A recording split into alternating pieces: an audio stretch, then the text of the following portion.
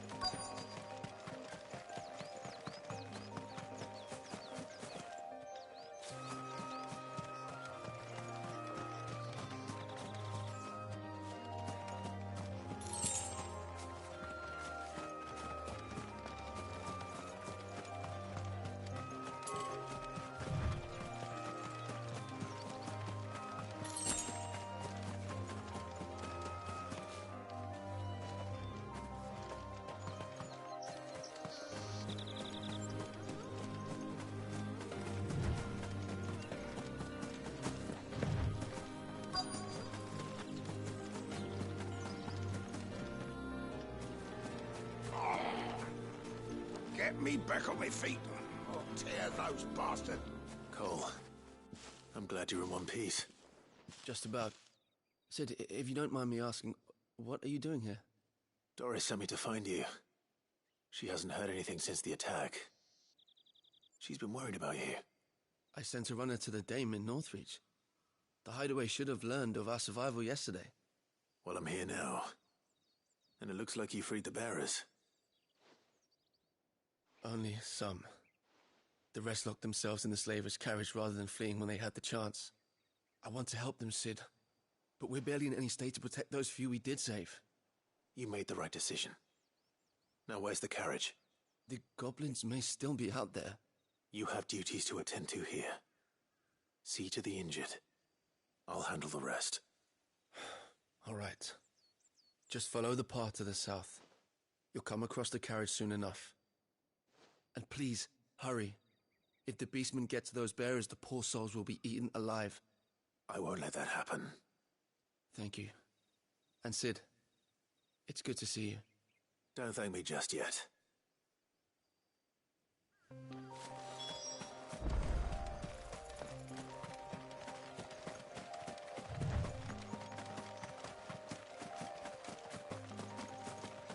They're trying to get into the carriage.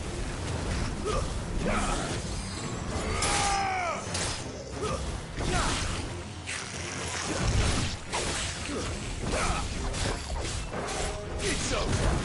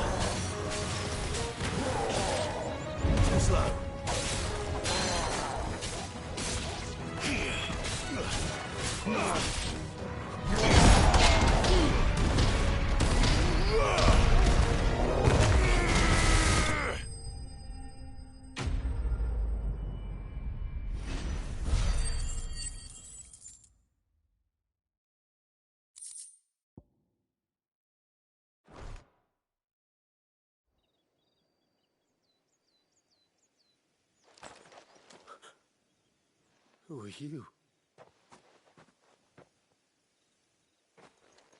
A friend. Are there any more survivors? Why didn't you flee with the others?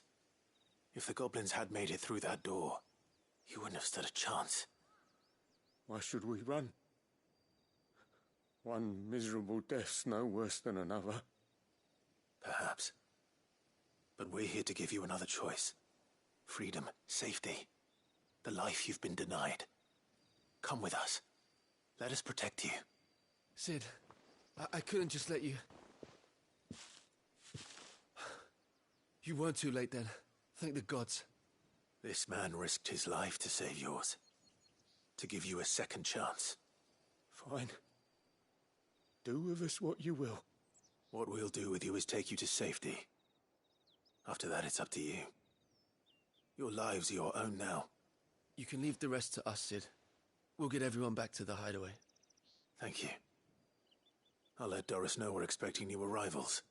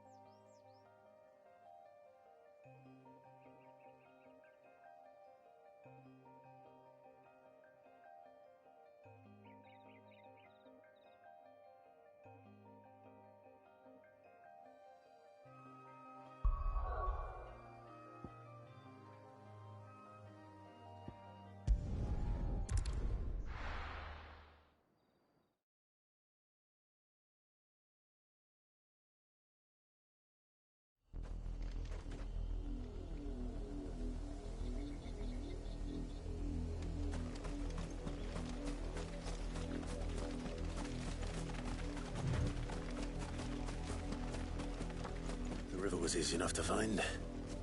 Now for those herbs.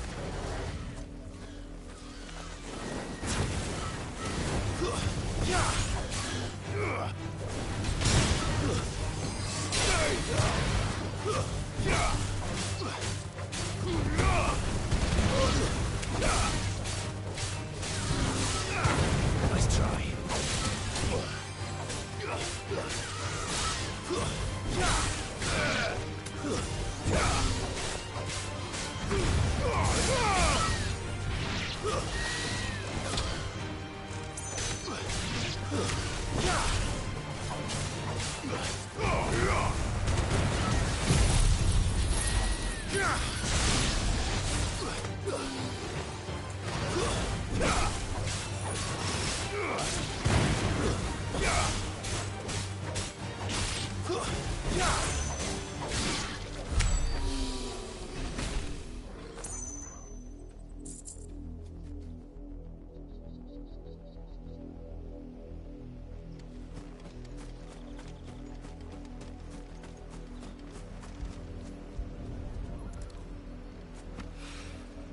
This is the only plant around here with blue flowers. I hope it's the right one.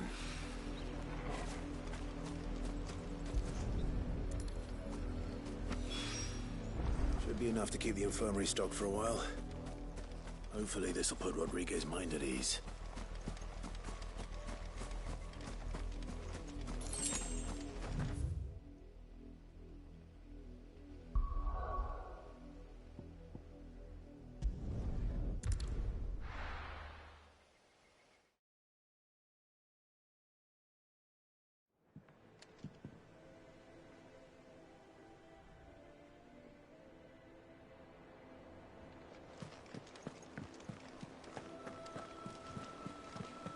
The little uns have been up to their old tricks again.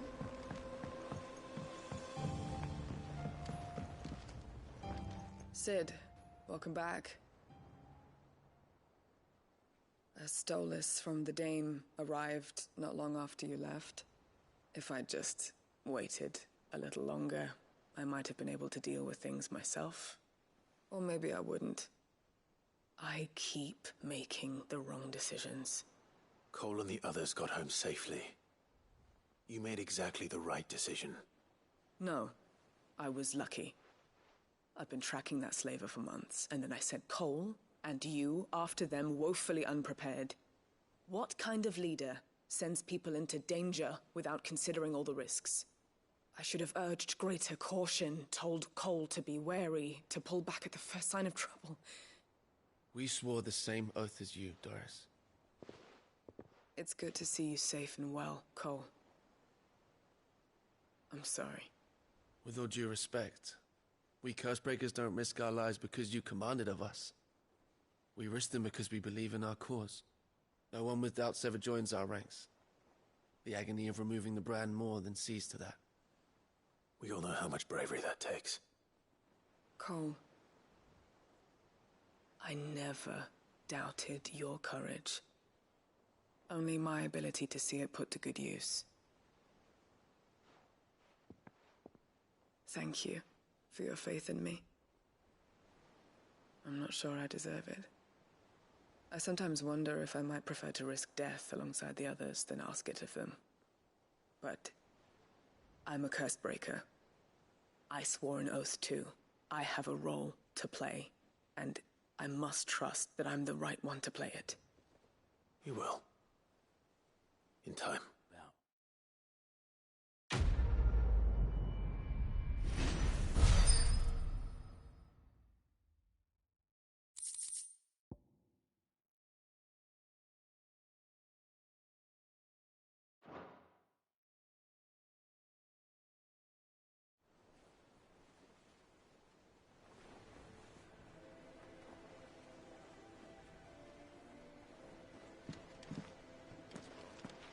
I didn't mean to doubt my comrades, but I couldn't leave them out there either.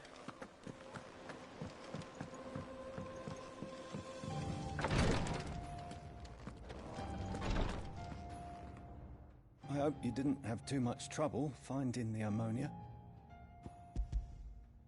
Only the usual. Oh, yes.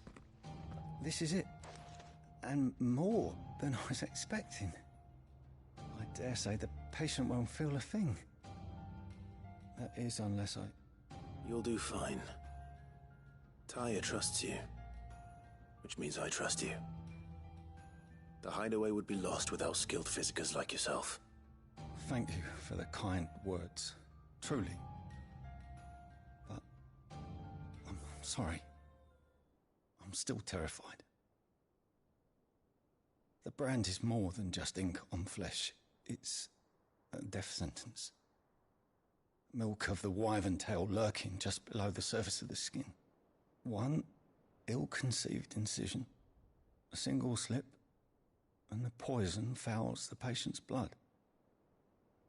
Failure means death, and even success means tremendous pain. Days of agony as the wound heals. I became a physiker to help people, not to kill them. I don't want to kill anyone. Cursebreakers lead hard lives, and the operation is only the beginning. They toil in the shadows, risking life and limb, knowing their efforts will win them neither glory nor acclaim. And yet we never won for volunteers. Why do you think that is? Conviction? They're willing to die? They're willing to fight. To give their lives to create a world where people like us can be more than mere possessions. I know your work isn't easy, but neither is going under the knife. Be a shoulder for your patients to lean on. Stay strong for them. You sound like Tyre. Do you know what she once told me? It's natural for a patient to feel like they're suffering in solitude. And it's a physiker's duty to see that they don't. Thank you for helping me remember that. I won't falter. Not again.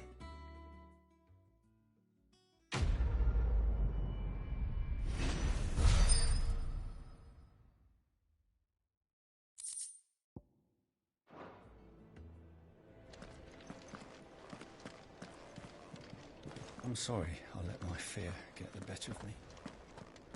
Damn the bastard who thought to mix branding ink with the foulest poison known to man. Since then, bearers have only ever had two choices. Court the crystal's curse in service of their masters, or defy the brand and suffer the wyvern's wrath. Either way, it's an agonizing death. I'm feeling a lot better, thanks to Tyre's remedies.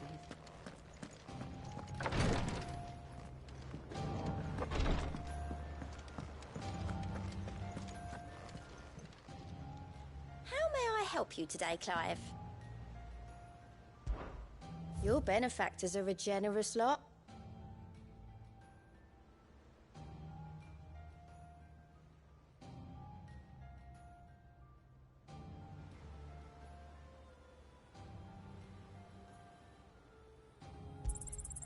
Here you are. Come again. I may have more for you.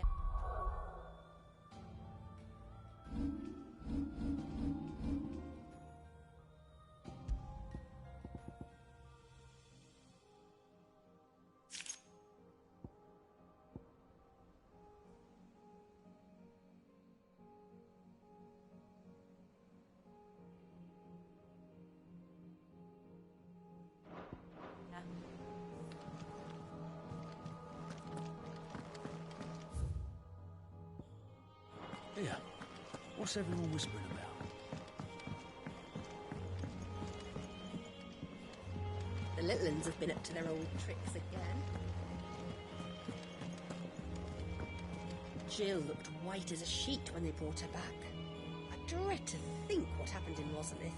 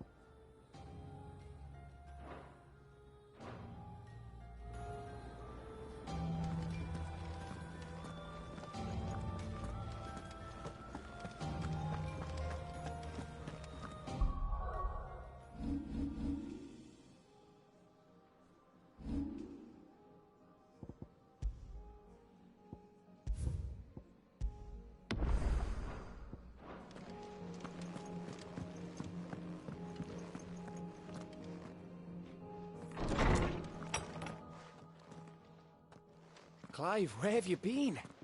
I've been wanting to ask you something about Torgal. Where did you get him, like, in the first place? My father brought him back from one of his expeditions into the Northern Territories. They were crossing a snowfield when they heard his cries, and seeing no sign of his pack, they took him in. What do you reckon, Tomes?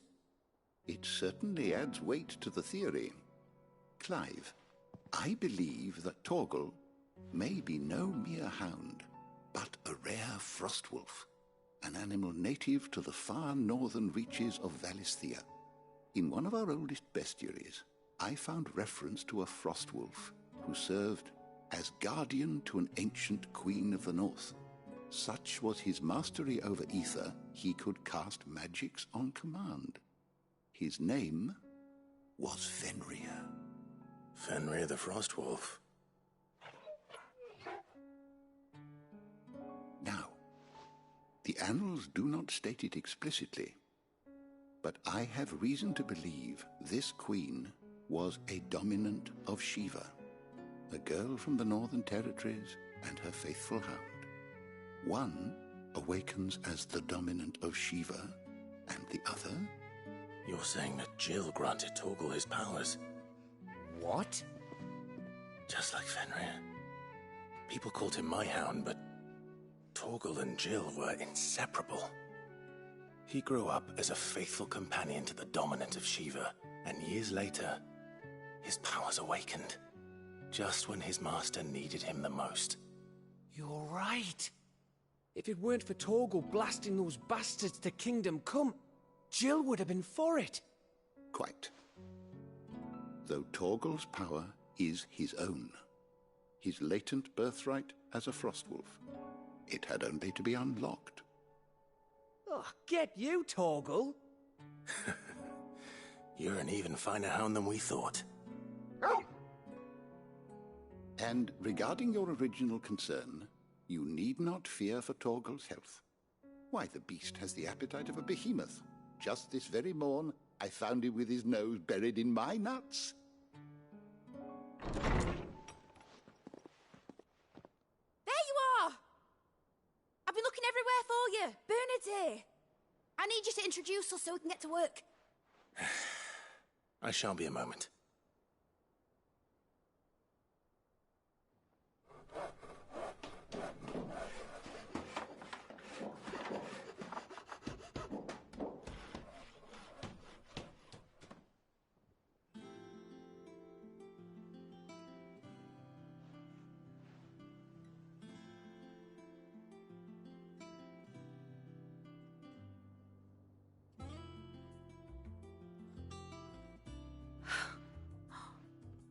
Isn't it brilliant? It is.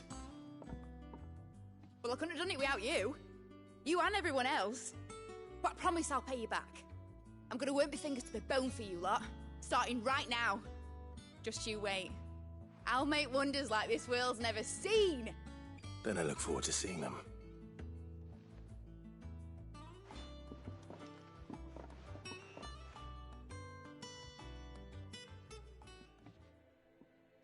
Now that that's settled, I wonder if Vivian's made any progress tracking down Kupka.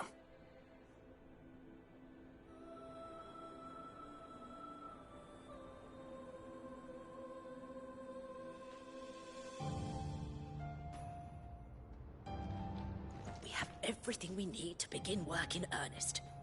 And work in earnest we shall! Thanks for before, son. That was a good deed you did me. Only right I do you one in return.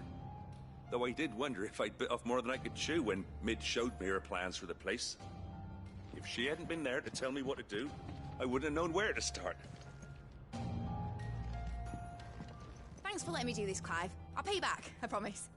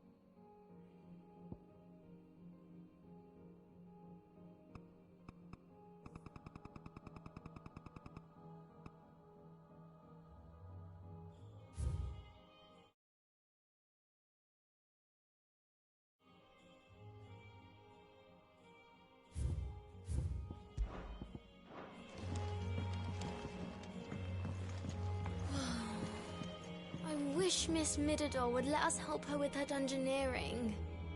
I wonder what she's going to dungeoneer next. Let's go and ask her.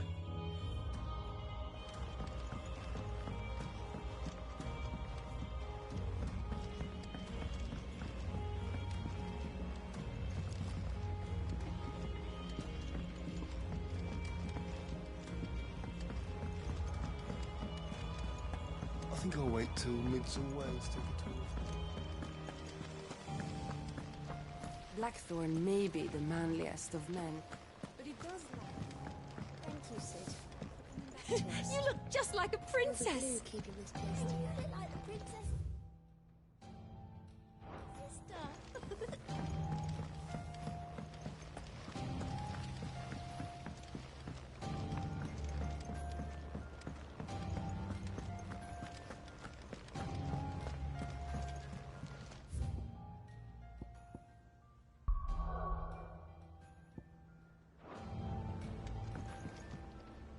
How goes the hunt for Kupka?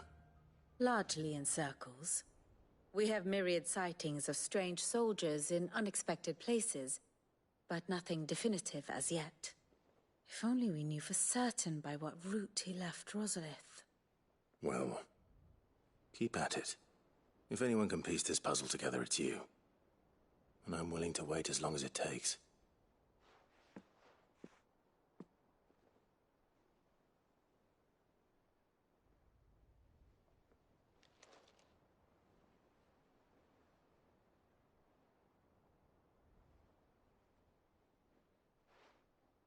What? Here? Would that be a problem? Do you know, Clive, I believe it a mercy that you didn't inherit your father's throne. Your poor people would surely live in fear of you. You have nothing to worry about on that front. I won't be claiming his crown. That is a relief. Clive, have you got a minute? We, have a guest. A guest?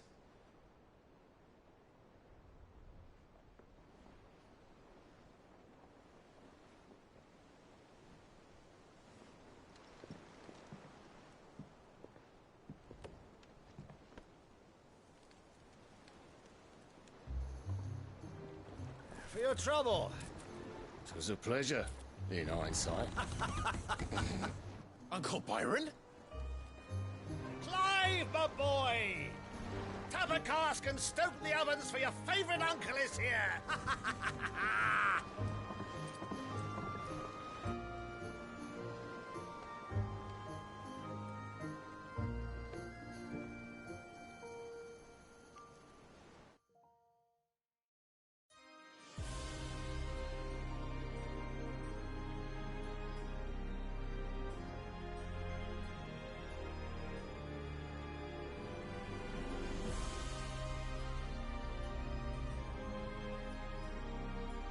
The Dalmekian government sues for peace.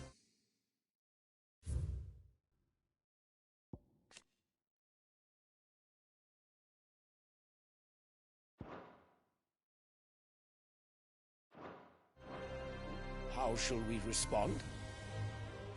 If they're willing to accept their fault in the matter, I see no reason to refuse them. Still, we must insist on substantial reparations. Twinside stores are not as bottomless as reported. Aye, and we have many more mouths to feed. We shall just have to have the Dalmecs empty their treasuries for us.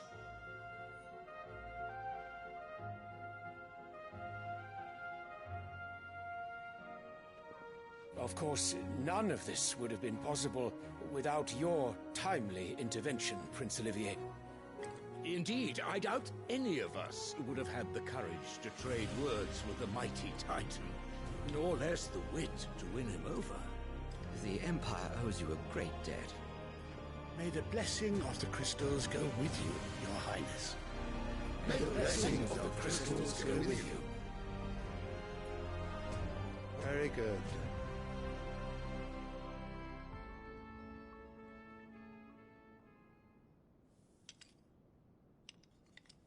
Now, let us come to the question of precisely when the Dalmecs will withdraw their troops. Dion's fire could rid us of them in mere moments. The men of the Fist will not withdraw until a peace treaty is concluded. So let us keep the negotiations open, give them time to gather what gold and trinkets they can, and once they deliver that which we demand, what worth is a piece of parchment? Your Radiance, were Prince Dion to take the field, the enemy would surely send their own dominant to meet him. And while His Highness would of course prevail, there would be heavy losses on both. You need not fear Hugo Kupka. He is engaged on the Western Front. Even were the Dalmecs to send for him, he would not arrive in time. As much as I would enjoy witnessing a clash between Bahamut and Titan, it is not to be. And what of your subjects, Your Radiance? If the fighting spread to the city proper, the people would bear the brunt of it. There will be losses, it is true. Yet for every citizen who falls, another can be bred. For every home that burns, another can be built. The Empire will live on.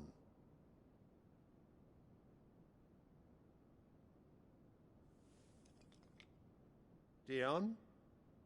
Yes, sire.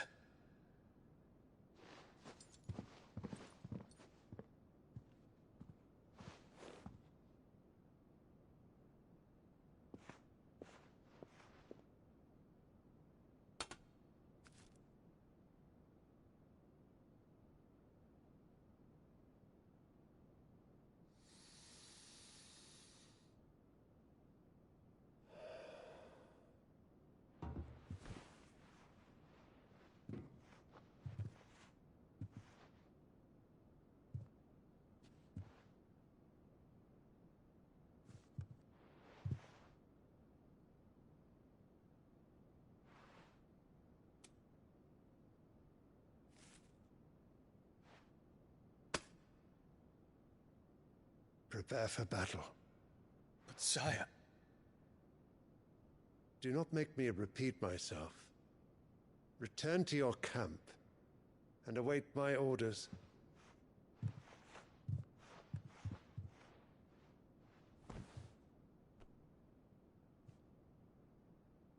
If that is your wish, Your Radiance, I shall depart at once.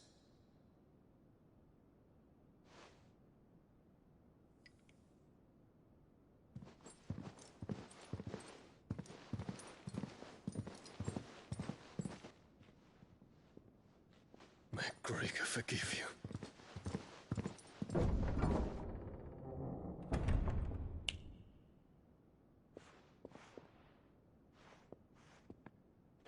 What do the astrologers augur? The stars are in agreement, Your Radiance. The shadow of treachery hangs over Prince Dion.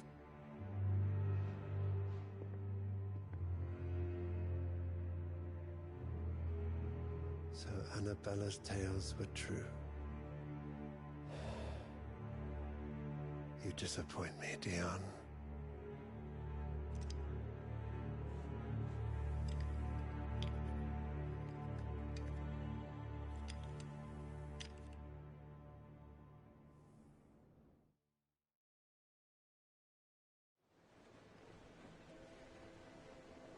What on earth is Uncle Byron doing here? Only one way to find out.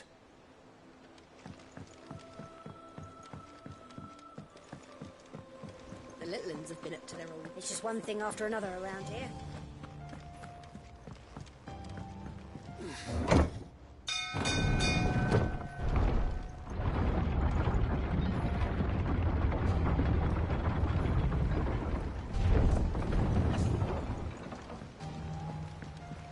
Well, fuck me. Never thought I'd see the day Lord Byron Rossfield of the Seven High Houses came to tea.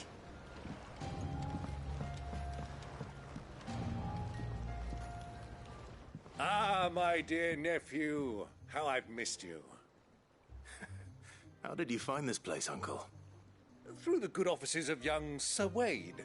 He really is the most helpful fellow. As are you, I hear. The Guardians and those they freed tell the most outlandish tales of your heroics in Rosalith. Which is why I came, to learn the full truth of the matter. Sort the fact from the fiction, so to speak. You were working with the Guardians of the Flame to evacuate the people of Rosalith to Port Isolde. I was, aye. Then I have questions for you. Please, come inside, Uncle. Gladly. You there? There are 2,000 gold talents in those chests. See that they're added to my nephew's coffers, would you?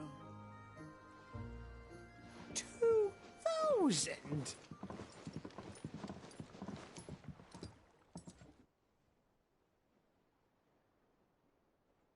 And I'm afraid that is all I know. A fleet sailing south past Port Isolde. Most intriguing. Forgive me for not being able to tell you more. I hadn't the faintest idea Kupka withdrew wounded from Rosalith. Still less that my own nephew dealt the decisive blow. What do you think, Vivian? I think, with this news of the Dalmekian fleet and recent reports of the Royalists' movements, that the final piece of the puzzle has fallen into place. Come here and I'll show you.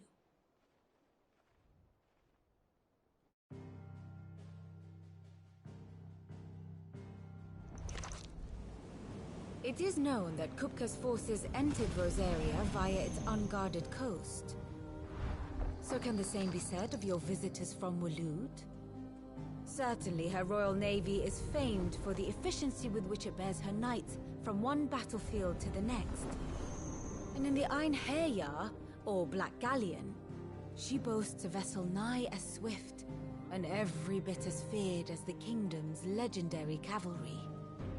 A fitting flagship for a land apart, her naval presence being crucial to her ambitions beyond Ash.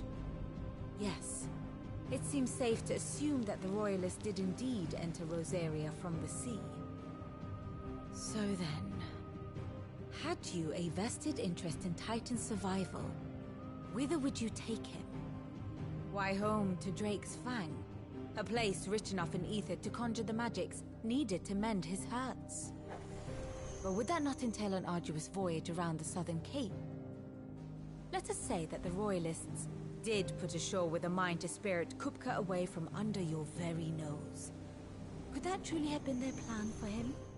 To load him aboard one of the ships flying Republican colors sighted off the coast near Port Isolde. To spend weeks at sea, being tossed hither and yon by unforgiving waves, his life hanging in the balance. No. The journey would mean Titan's death, and Kupka's faithful creatures would not allow it. So what then was the plan of our Waluda friends? Reports suggest they made not for the coast, but for the desert. And by cutting through the Velcroy, a party traveling light would have Titan back in his bed days before a galley could lurch into port. To wit, it was the Royalists, not the Republicans, who effected Hugo Kupka's safe retreat. I would stake your life on it.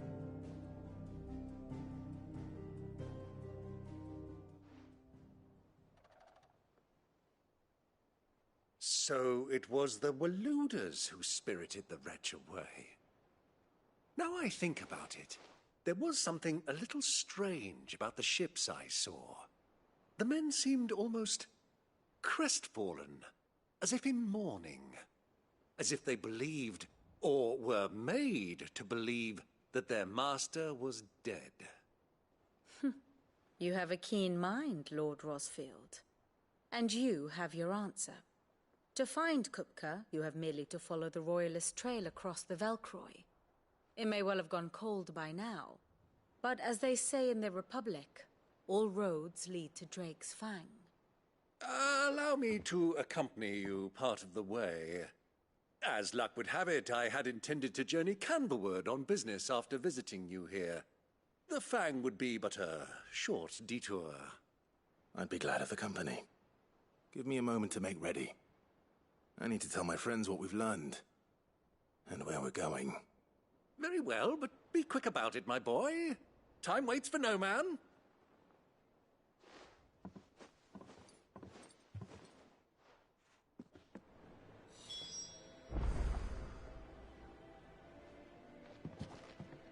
Here for another of my lectures.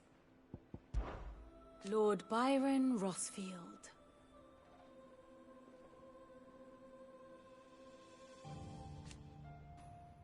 I heard tell.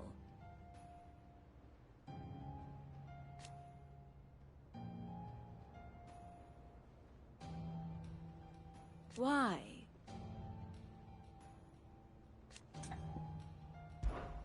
How may I help you today? I have the details here.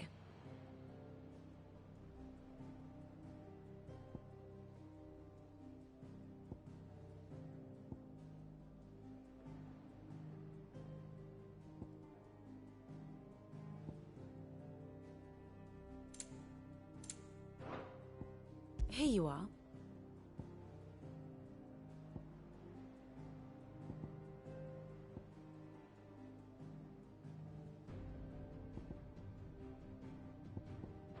Thus ends today's lesson. Mid's finished outfitting her little workshop, Otto, Kupka's at Drake's Fang. I'll be leaving before sunset. You're not going in there alone, are you? Don't worry. I'm not going there to destroy the Mother Crystal. All I'm after is Kupka's head. I won't risk any more than I have to. I promise. The Lanza and the Fang are all Kupka's personal fiefdom. You have any trouble on the way, you ask for Rosina Dalamil. Some call her the Desert Hare. Who is she? An old associate of Sid's. And only Sid's. All I know is the name, and that they used to meet at the Dalamil Inn. We've heard nothing from her since he died. But I'm thinking maybe the new Sid might be able to bring her back into the fold. Thanks. I'll keep that in mind. So, what about your uncle? I mean, he's welcome to stay, but... Don't look so worried. He'll be coming with me. Thank fuck for that. Gav, Otto, I'm leaving you two in charge. You can count on us.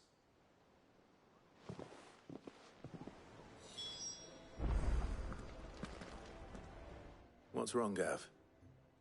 It's this gold your uncle gave us. Are you sure it's all right for us to take it? My uncle isn't easily refused. Especially where dispersing his wealth is concerned. But 2,000 talents? I don't even know how much that is in Gil.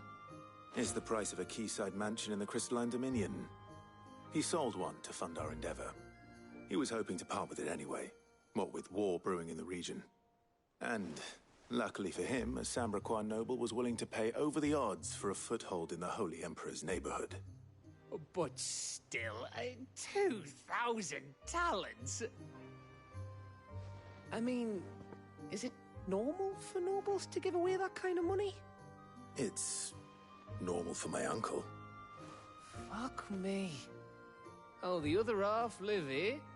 Well, now that we've got a few gil to rub together, do you think it'd be all right if I splashed out on a few bottles of Lost Wing's finest? Here, leave some for the rest of us, Otto. If he's filling his cellar, I'm filling our larder, starting with a barrel of the best salt-cured northern salmon. I'll leave you to decide how best to use it. Just don't spend all at once, all right? I've never seen a crate full of gil before, little. I heard they call Rosina the Desert Hare on account of our little escapes. May the winds of fortune be forever at your back, Sid. Don't say that. Last thing you need.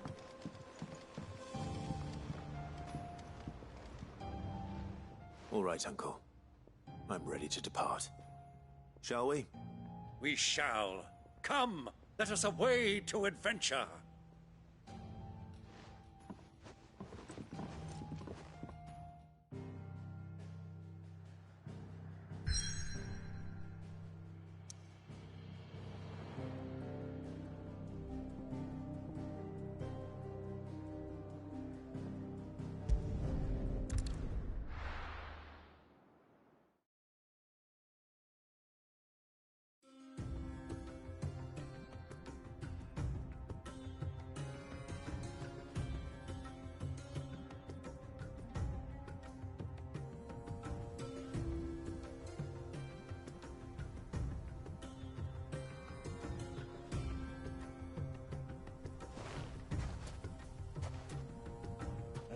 I was a young man when last I walked this path.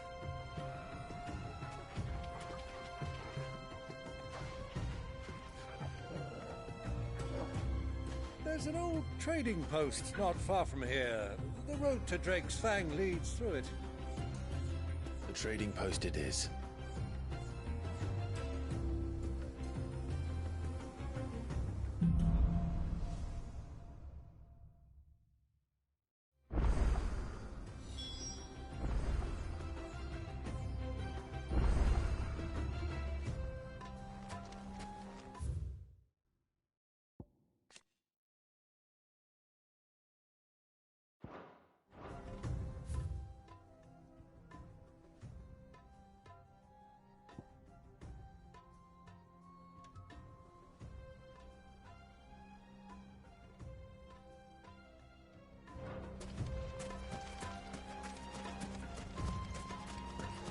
Our destination lies over that dune, beyond the ruins.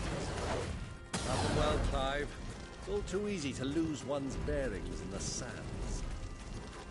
Yeah!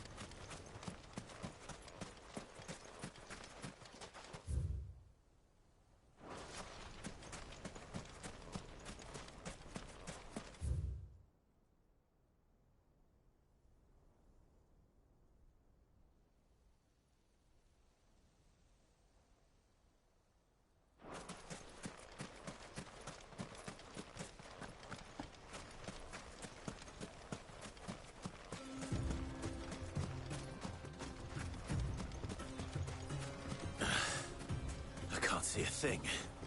Come, Clive! Let us turn back before we lose our way.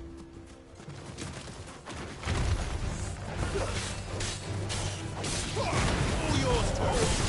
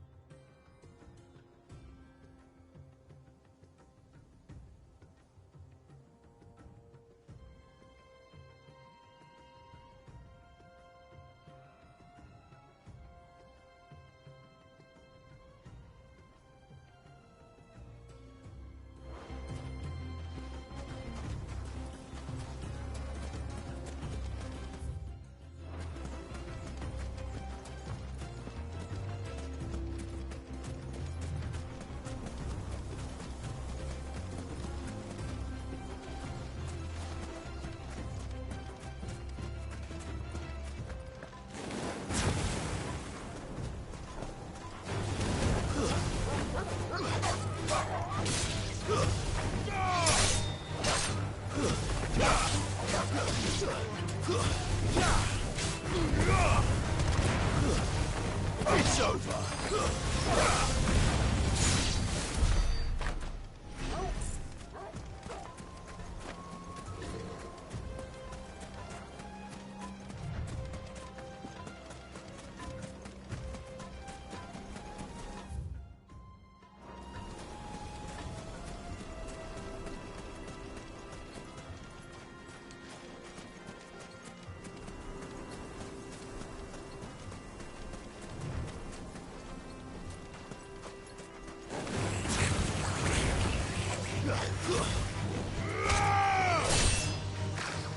Get your training.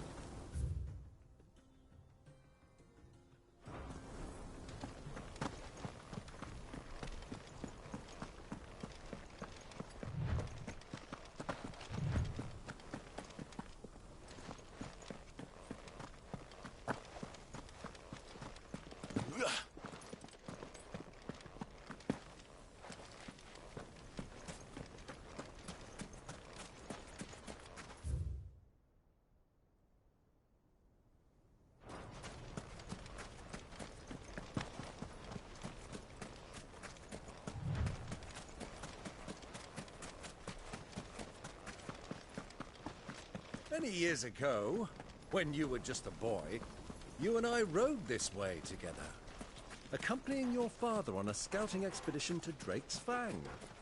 He let me come with you. I'm not surprised you don't remember. It was just before Joshua was born. You were so eager to be there when your brother arrived that you whipped your chocobo too hard on the journey home and fell from the saddle. I shall never forget how Elwyn fussed over you as you sat in the sand, bawling like a babe.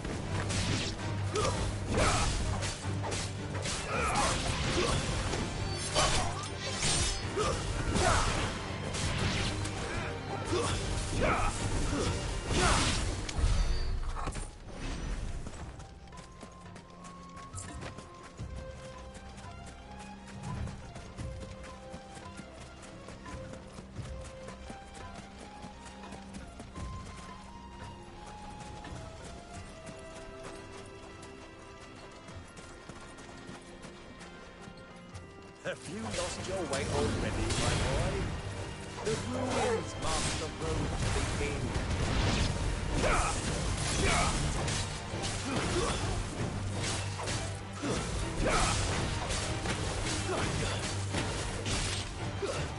It's over!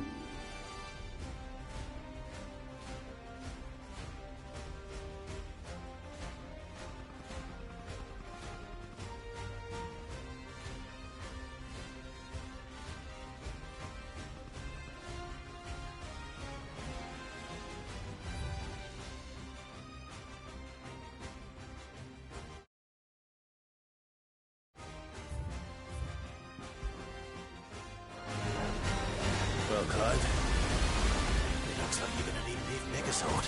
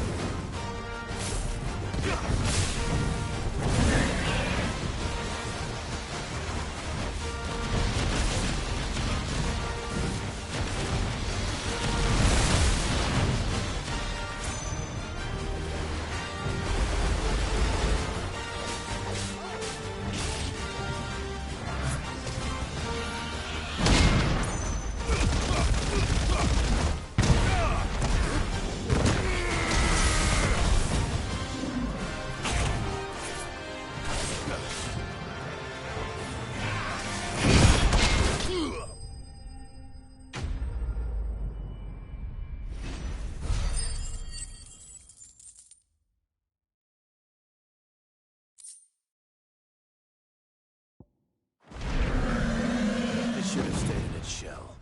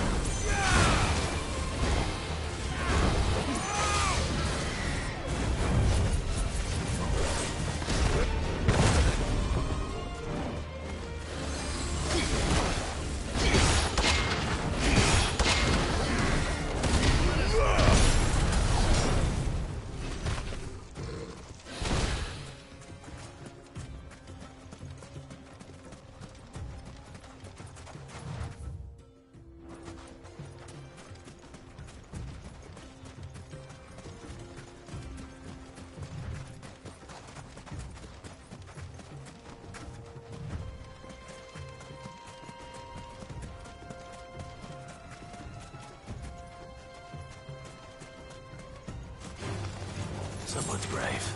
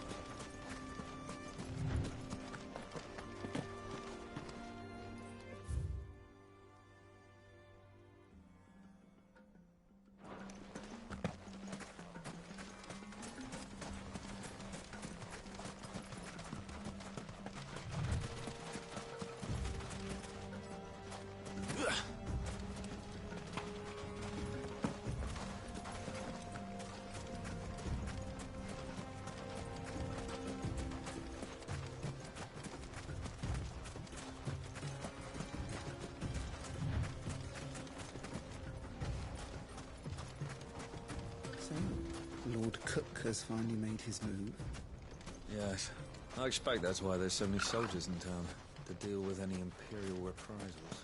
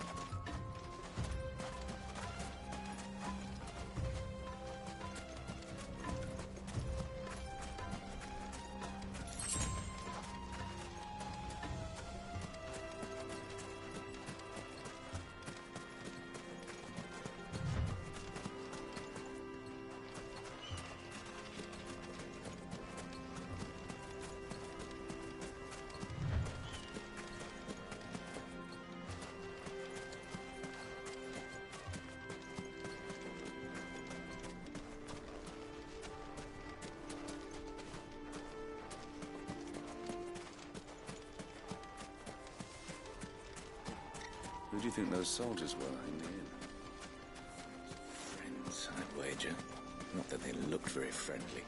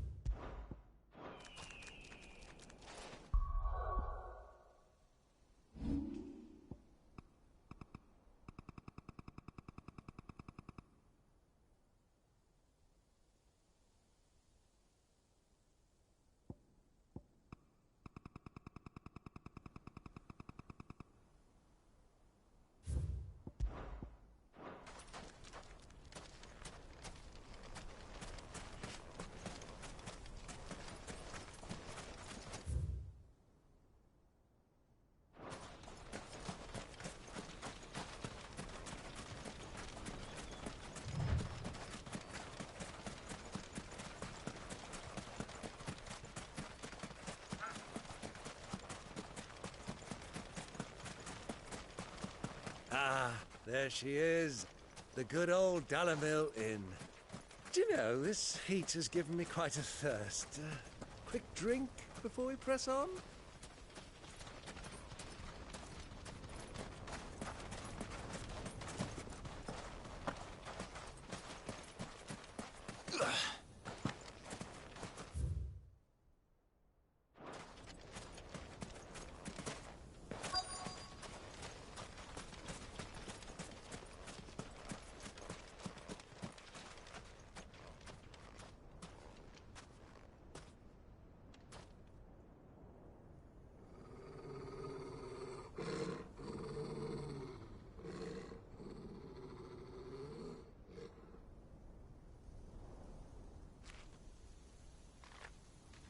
Look, there.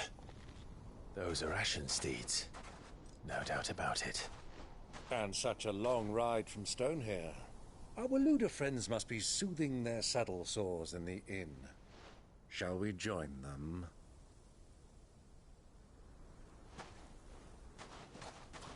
Run along and play now, Torgal. Dogs aren't allowed inside.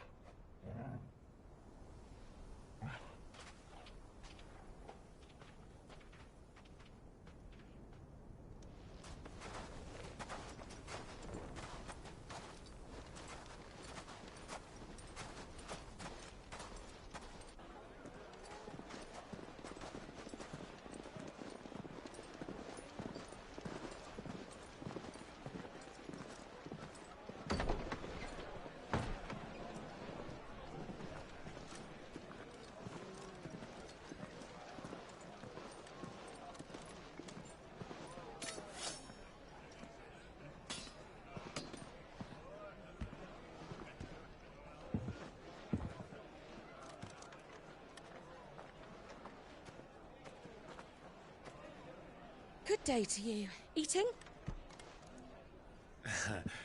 Sorry about my pal. He only talks when his mouth's full. What do you recommend? Well, if you're after something light, we do a fine chocobo soup with lentils and honey. 2 bowls of that, then. An ale. Right you are. Hey, girl! Coming! Your pal? Would you rather be my squire?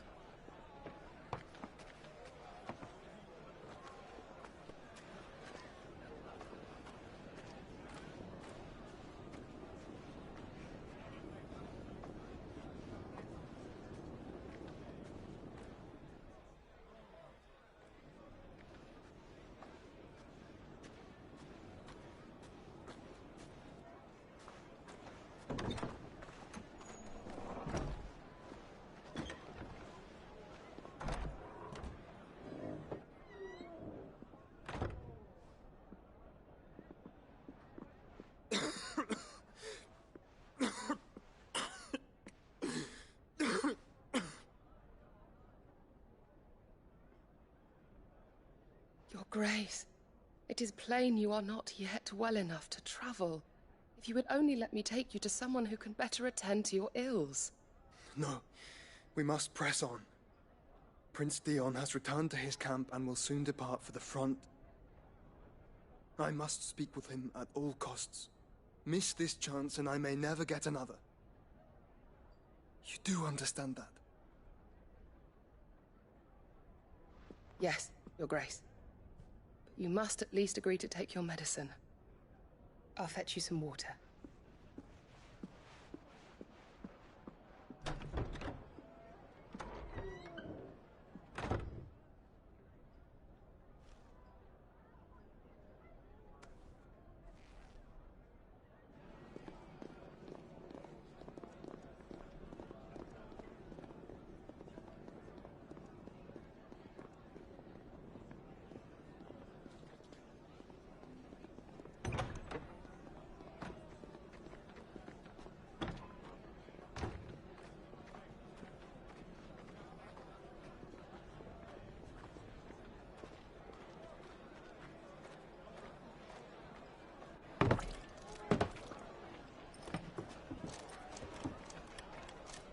Keep watch, they tell us. But all I see is sand. I hear they got our guest back to the Fang without any trouble. We'll be leaving soon enough. Why the Lord Commander dragged us all this way just to save that blockhead skin, we'll never know. Dominant or not, he's a bloody idiot. That'll be Cooker, then. Well, let's get this down us. We've a long way to go. Hey, you!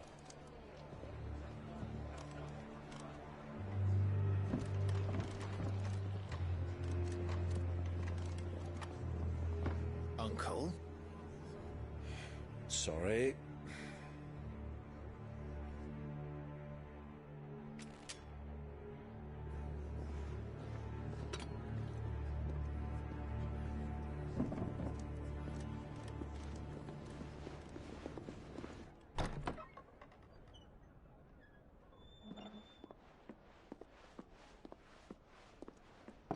Can you walk, Your Grace?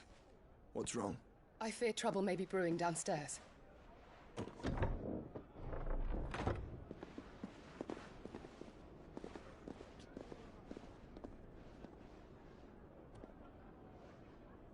You two are travelers, are you not? Me and my companions are strangers here. Perhaps you'd be good enough to accompany us a while. Help us find our way. Sorry, lads, but we've got business in camera that can't wait. Ah, I'm sure you could spare us an hour or two. Come on. Friend.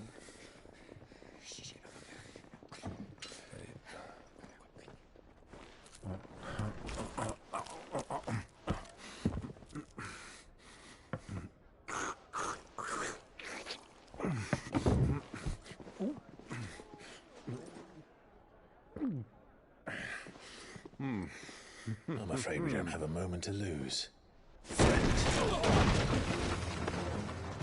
Stay back, Uncle. Gladly.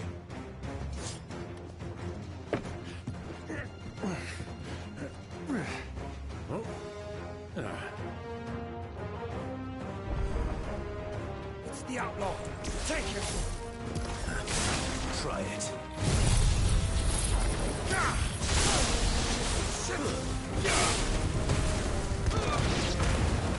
Bravo, my boy! Just like that! You're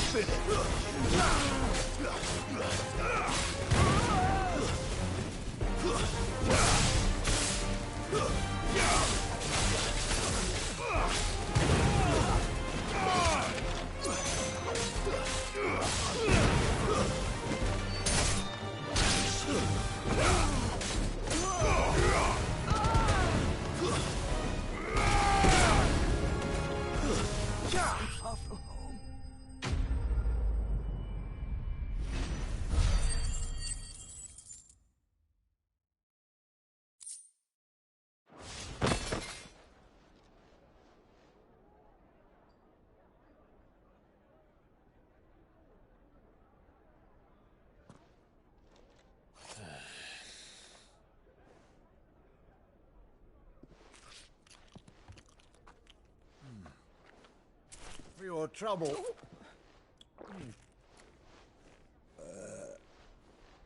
Word of advice, miss. That soup could do with a touch more salt.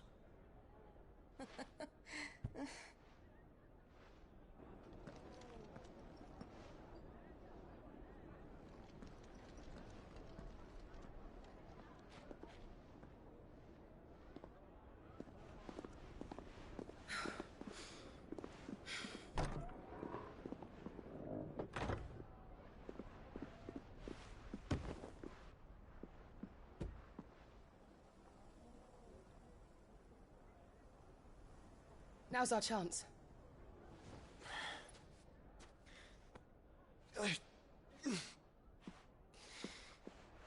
Your Grace?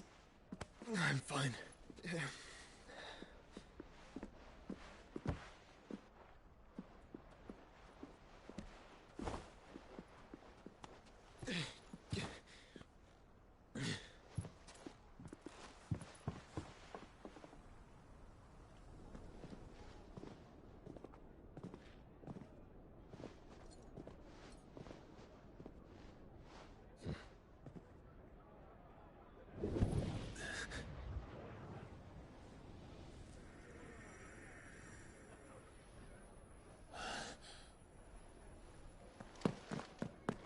Clive?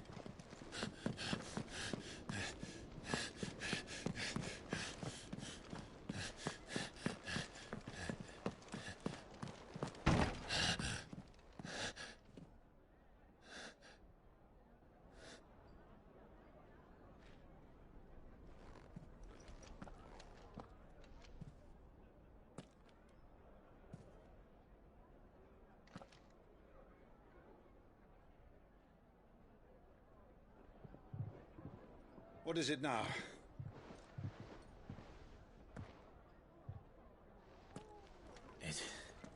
It's nothing. Let's go.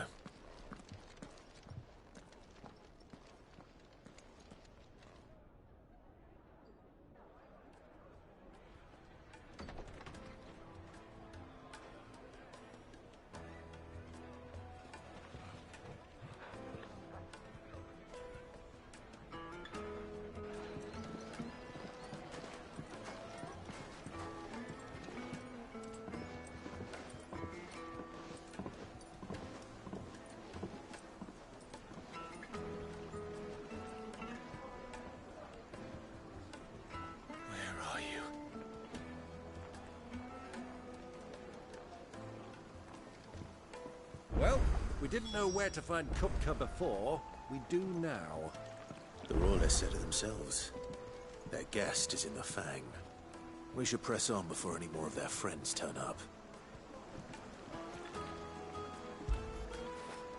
Get it, boy!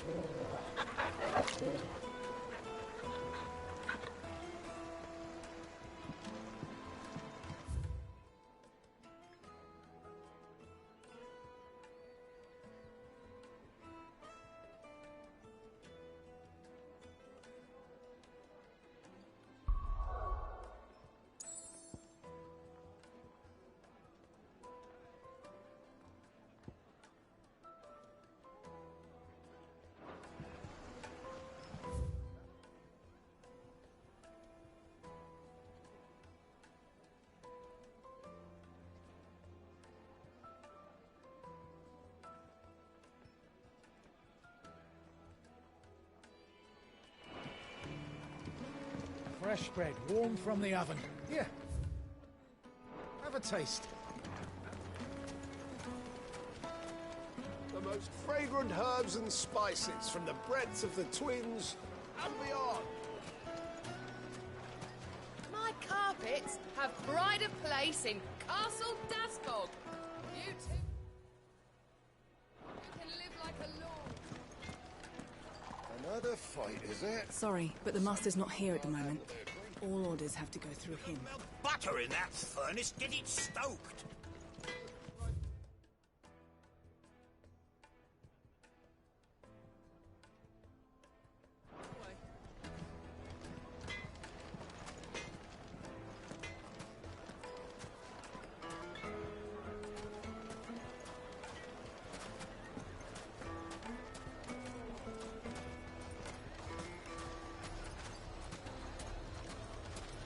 Why is the tavern shut? The inn's a mess of blood-soaked splinters, thanks to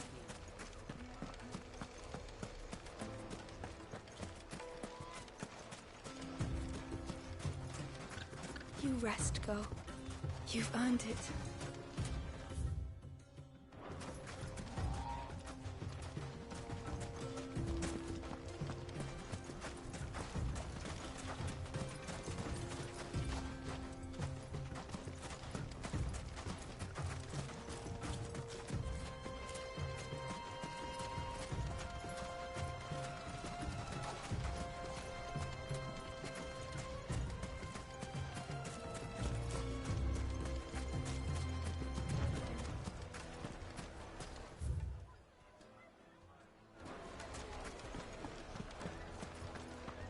What was all that crashing and banging? Some out-of-towners fighting the guard, I heard. Got cracked skulls from their trouble.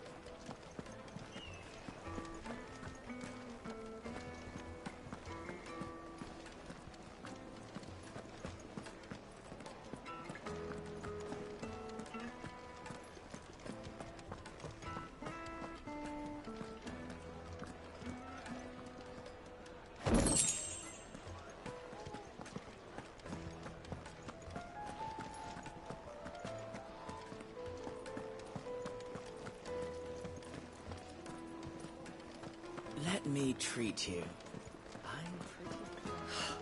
I need a drink.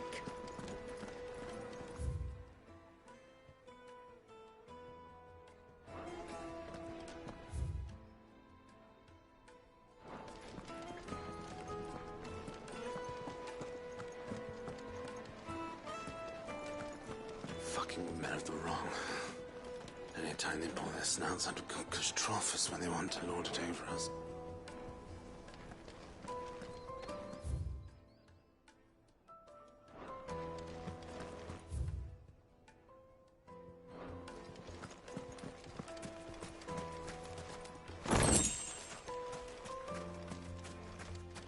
$1,000 for a measly bunch of Gazal greens.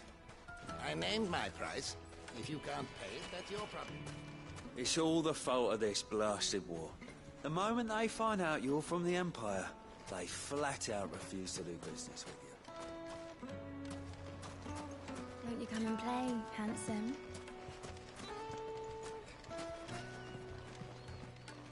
Your arms are like iron. Are all your muscles so hard? Well, I'd be happy to show you, provided I can afford it.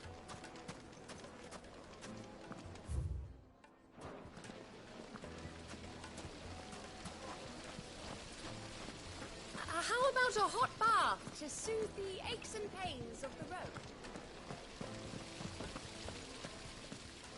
This town is truly blessed. The bustling markets, the healing waters, and all under the watchful eye of Lord Kupka, who stands ready to... Made from the stoutest stoneware. Won't chip, won't crack, no matter how...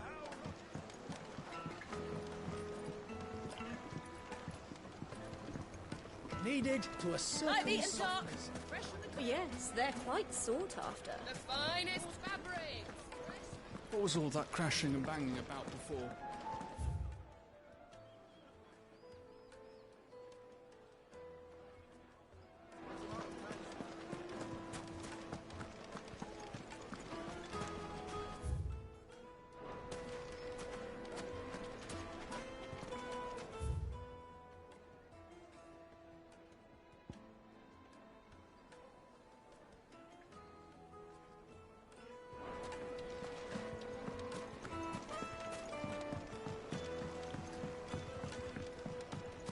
Plates and pots! Bowls and basins!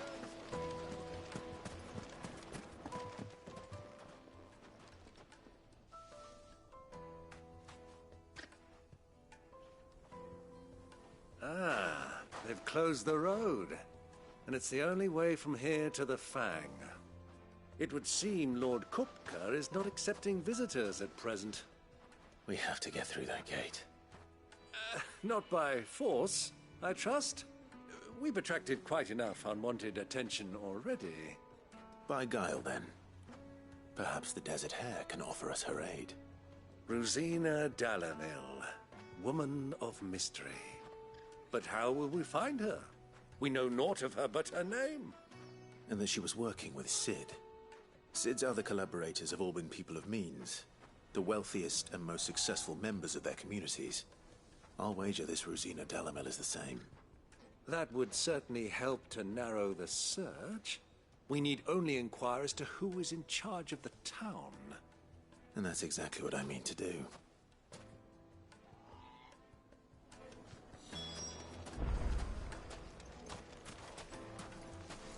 Crystal delivery's over. Get back to your homes. I didn't get one. Where are you? The gate is closed. By order of Lord Kupka. Anything I can interest you in?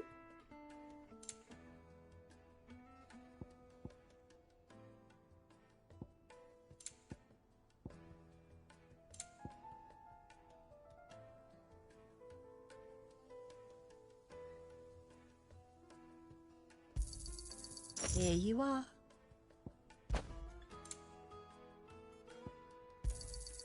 An excellent choice.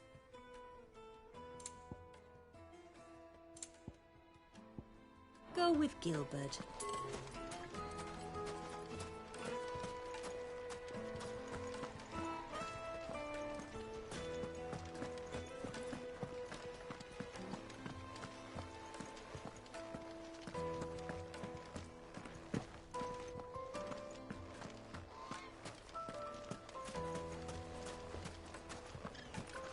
Mummy, I want to play with the crystal.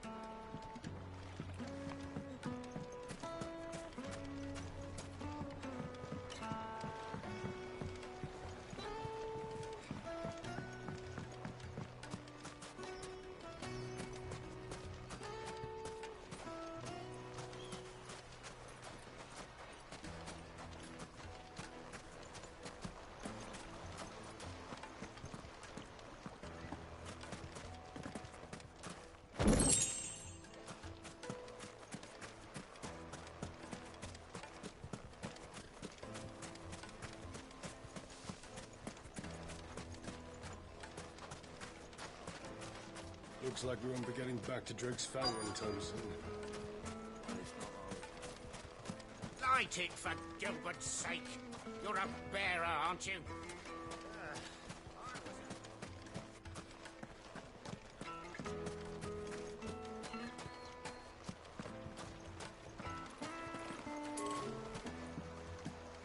This river runs all the way to the southern seas. They used to load the crystal onto barges and sail it to the villages downstream.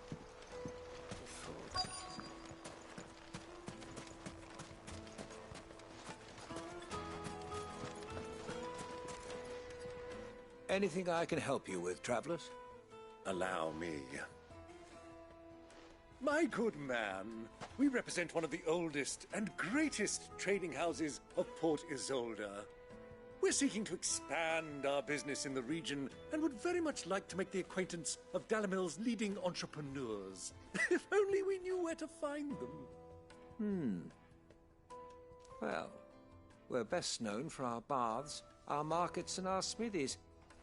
I suppose you could do worse than start your search at one of those. Thank you. You've been most helpful. Oh, you wouldn't happen to know a lady by the name of Rosina Dalamil, would you? No. I can't say I do. Well, thank you all the same. Dalamil is famous for its spas, its markets, and its smithies. Somebody at one of those. 1,000 gil for a measly bunch of Gazal greens. I'm in my price. If you can't pay it, then... What do you want? Can't you see I'm busy? I won't keep you long. I'm looking for someone. A woman by the name of Rosina Dalamil. Do you know her? Never heard of her. Is that all? One more question. If I wanted to find the richest trader in town, where would you recommend that I look? Oh, that's easy. The Briar's Kiss. Won't find a finer smithy this side of the strait. The owner's only a young sprig, but he's got all the right ideas. The Briar's Kiss, you say? Thank you. I doubt this young sprig is the person we're looking for. You said Sid's contact was likely to be an influential sort. Influence comes with age and experience. Believe you me. That boy at the Briar's Kiss is a real talent. People flock from miles around. Light it, for Gilbert's sake! Looks like we won't be getting back to Drake's Fang anytime soon.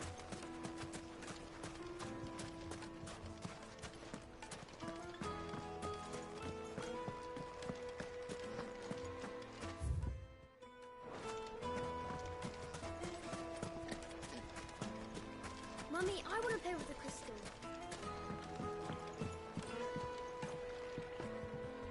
Can I help you?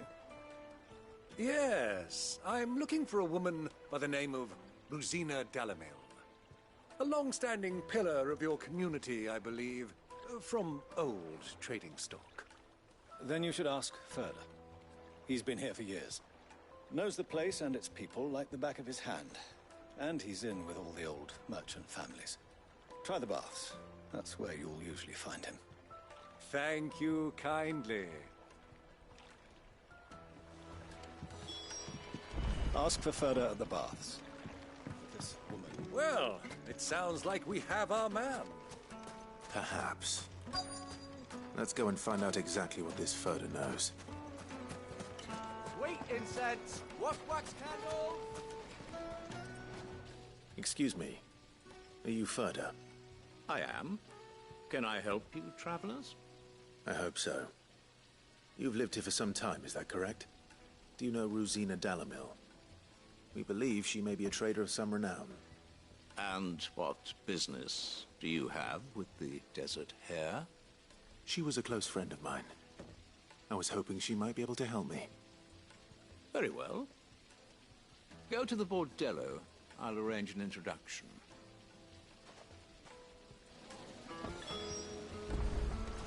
Just look at... Do you think we can trust him?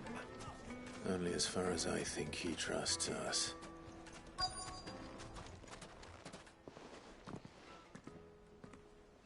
So you're the ones who've been sniffing around. I beg your pardon? Don't play the fool. Stick your nose in our business and you're likely to lose it.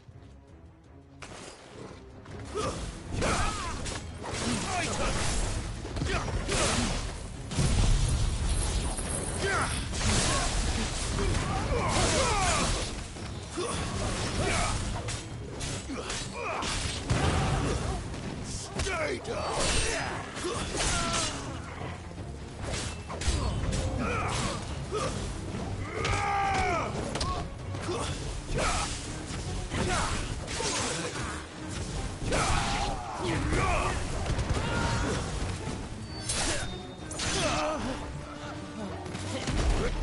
Get your training!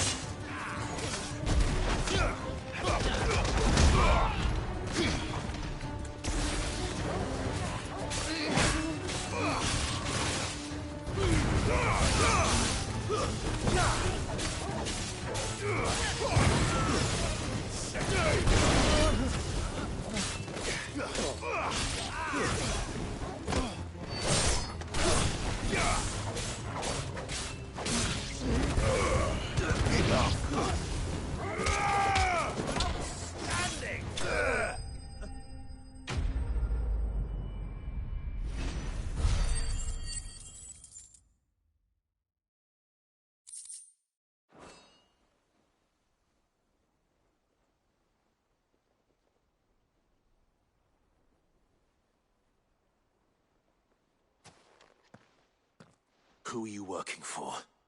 Him or her? Him. The boss. He wanted us to test you. Though one could hardly call that a test. Lord Furder? Look what the cat dragged in. Your skill with a blade is rare indeed, my lord. A fitting talent for an outlaw. You know who I am. So what now? Call in the Men of the Rock and collect the bounty? That isn't my decision to make. Our work is done. Take him to meet his precious Rosina. She will be interested to make his acquaintance. Yes, my lord.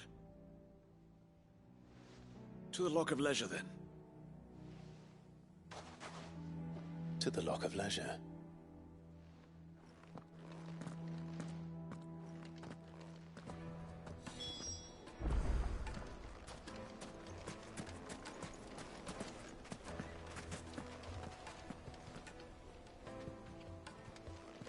You have passed the test, Sid. Off you go now. Rosina Dalamil.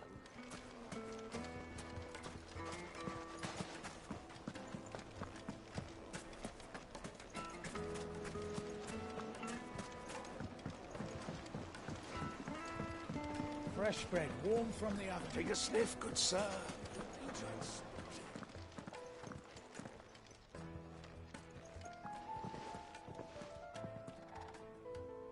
Is this the place? Lubo's Forge. The Briar's Kiss. Ah, so it was the young sprig after all. So much for Rosina Dalamil being a woman of experience. How wrong I was. It was an easy mistake to make, Uncle. After all, it must have been years since Sid last saw her. Sorry, him. Whoever this Lubor truly is, he's clearly a man of means. I'd say he deserves our respect. See that he gets it.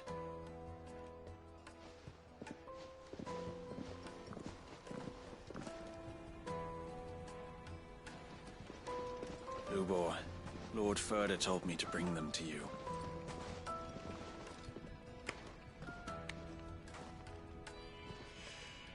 My boys tell me you're in need of assistance. Sid the Second? I won't waste your time. I need passage through the south gate.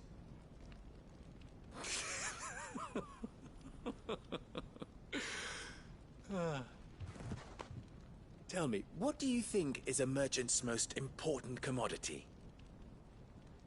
Why, trust. Everyone knows that. Without it, you have nothing. And nothing is exactly what you have. And so, for you, I, too, have nothing. I'm not in the business of helping every lost puppy that wanders in off the street. I'm a busy man, as you can see. Let's leave this mummer to his farce. By all means. Find someone else to help you on your way. Just be sure to tell them you're not the two travelers from the inn the guards are looking for. Don't want them jumping to conclusions, do we?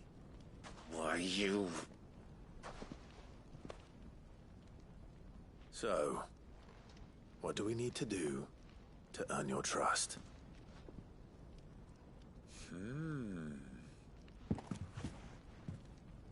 I like this one.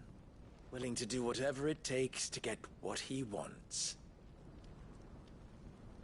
Ha! Men like you have a special place in my heart. Why, you ask? Because they get me what I want. Always. Fine. So what do you want? Don't tell me you're going to listen to this swaggering scruff! We might as well hear him out. It's only natural that an ally of Sid's would seek assurances of strangers. Assuming he is an ally, of course. 5 years ago, he would have still been a boy. And yet even then I had more good sense than a man, 5 times my age? But enough of the pleasantries. We were speaking of what I want. I want you to put an end to the trouble in Dalamil. Return to me when you have done so, and you shall have my aid. Until then, I bid you good day. What trouble?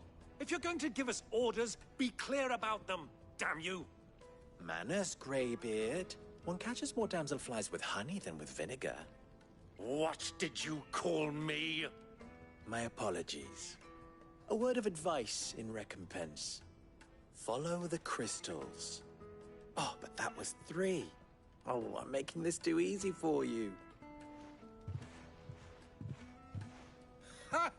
It will be easy. Solving his little riddle should be like dealing with him. Child's play. Let us divide our forces, Clive. I'd rather not drag this parlor game on any longer than we need to. All right. Good luck, Uncle.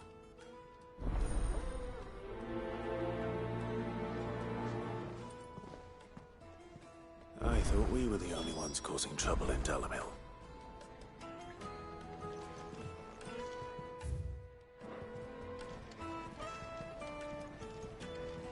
He's not Sid. He can't be.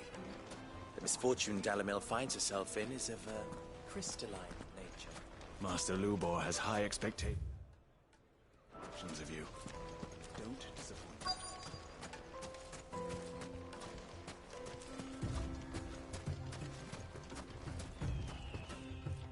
Excuse me. Is it true there's been trouble with crystals of late? You've heard, then? I've heard rumors. Damn thieves. Pilfering the crystals that were meant to fill our cups and light our stoves. Us common folk have hardly had a shard to share between us these last few moons. And it isn't as if we can buy them on the black market either. Whoever's taking them, they aren't sharing.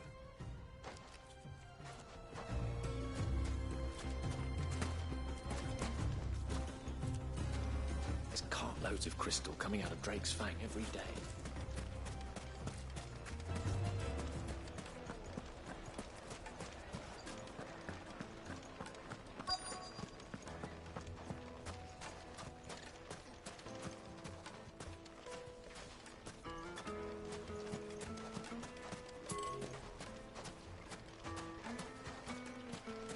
Clumsy lout. If anything's damaged, it's the lash.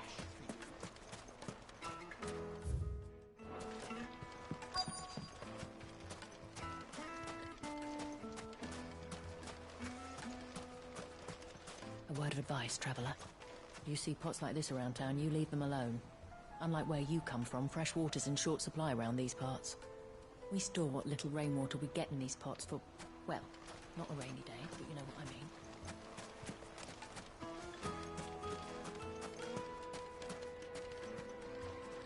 Do you have a moment? Depends what for. Just a question. Dalamil seems to be thriving compared to the other villages I came through on the way. Is there a reason for that? Well, we're a stone's throw from Drake's Fang for one. The soldiers guarding the Mother Crystal and the shipments need a place to spend their hard-earned gil. The men of the Rock throw their money about like there's no tomorrow. Is that so? Well, thank you. Don't let me keep you from your work any longer.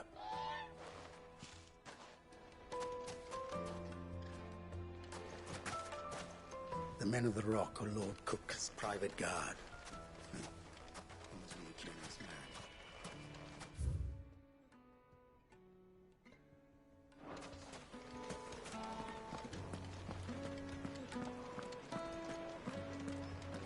A deposit? For what? Information, my good man. Now, listen carefully.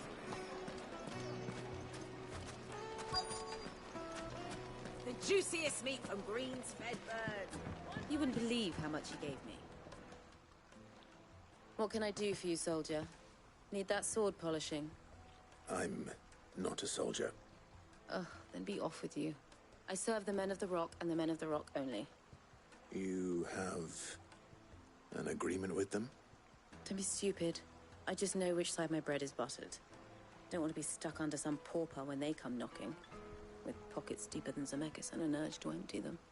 No, just leave, will you? Before you scare them off. I think I'm starting to get an idea of what's been going on. I wonder if Uncle Byron's learned anything of use. They'll probably be back at the inn by now. My carpets have pride of place. What was all that crashing and banging about before? It's you, the one who broke all our furniture. What do you want? Haven't you caused enough trouble already? I'm looking for my pal. Have you seen him? The gentleman who was with you? Yes, he's upstairs, but...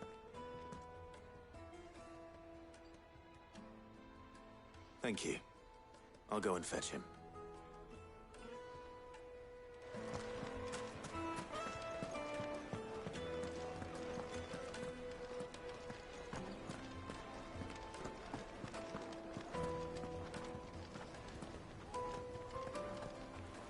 Let me treat you. I'm pretty flush these days. Huh?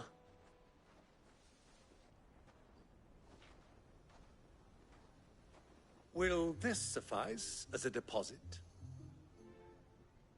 By the sands. That's a black pearl. One of the many treasures in my collection that I would be only too happy to part with, should you give me reason to do so. All right. I'm sure that we can come to an agreement, but not here.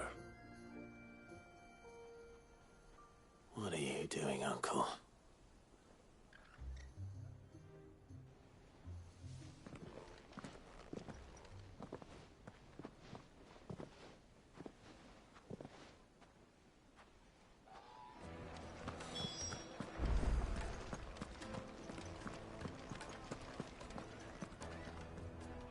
Care to explain why you're giving gifts to Kupka's men?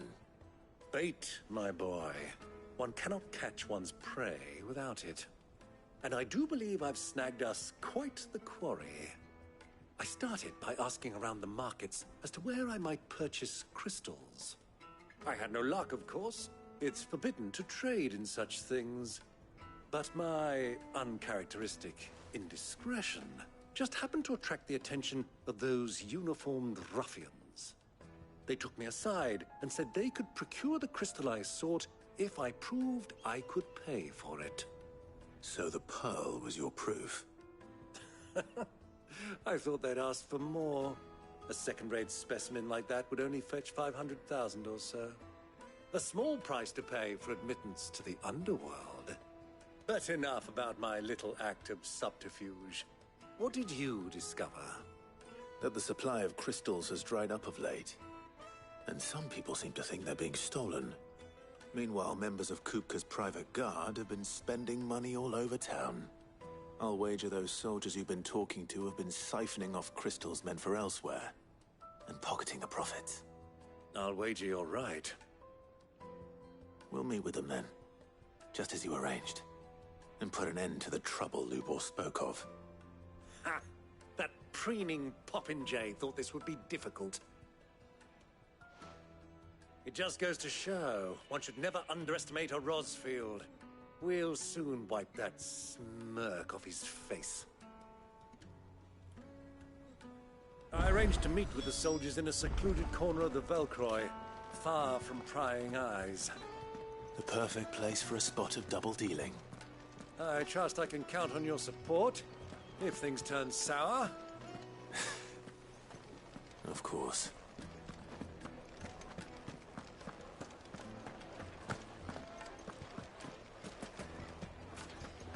What was all that crashing and banging about?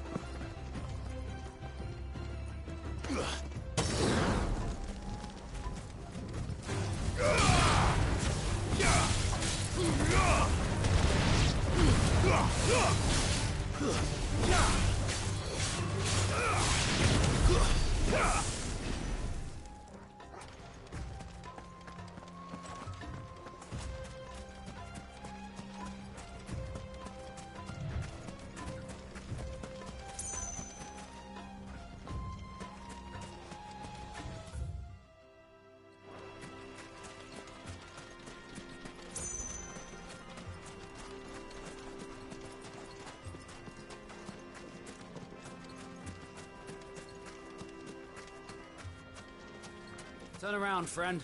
There's nothing back there but a pack of bloodthirsty beasts.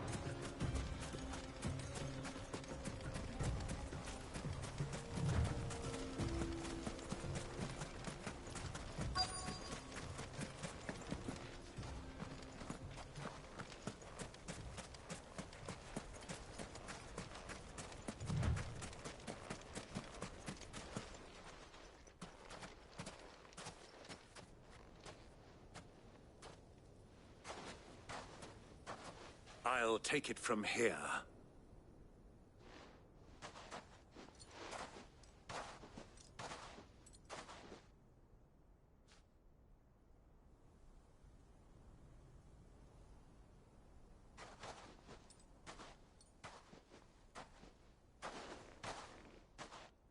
I was beginning to think you weren't coming, my lord. You've brought your contribution? All the silver and stones I could scrape together at such short notice? You brought the whole 500 talents. That was the price we agreed upon, yes? If you've no objections, I'd like to see the crystal. Of course. Right this way, my lord.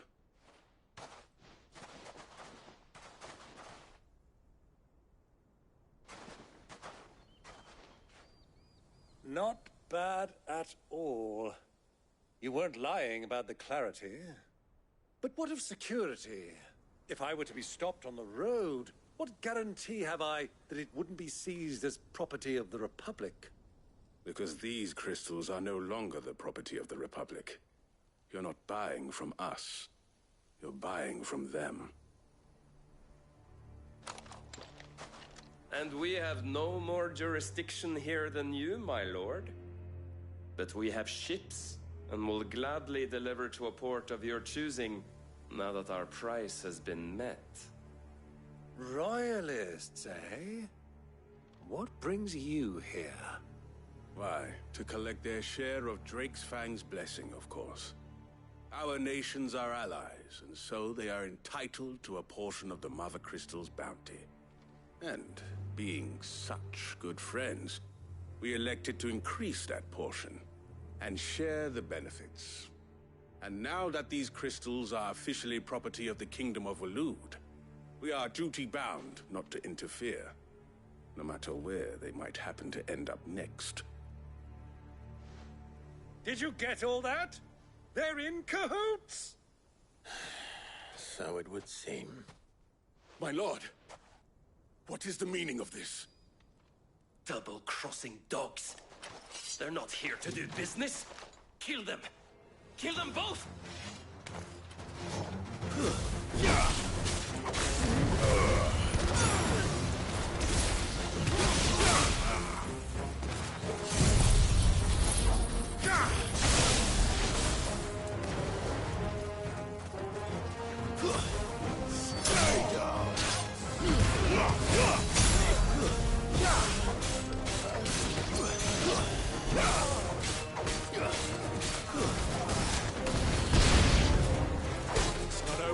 Uncle! I'm just getting warmed up!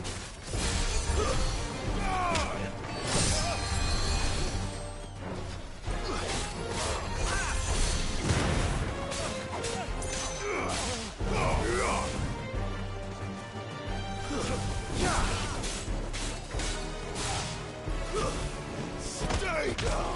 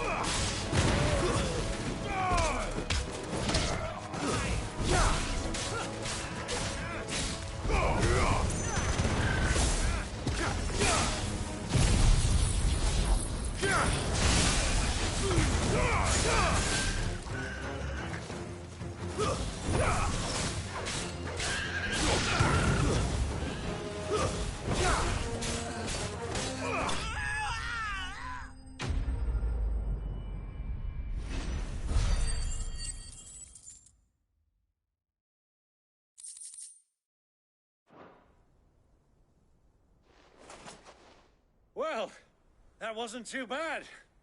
How'd you like my performance, huh?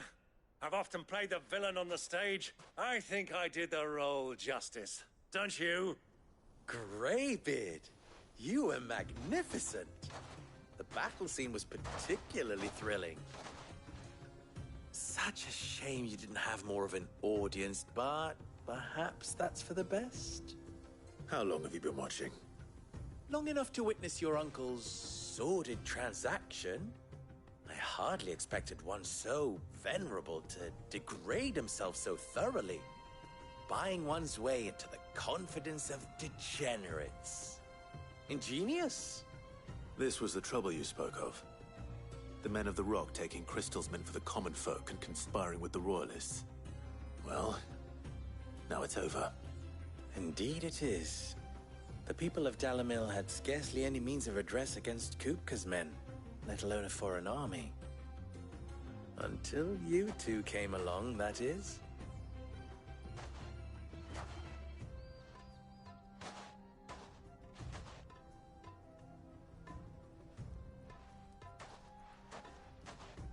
Well, we'd better get these crystals back to town. You won't mind waiting with them while I fetch a wagon.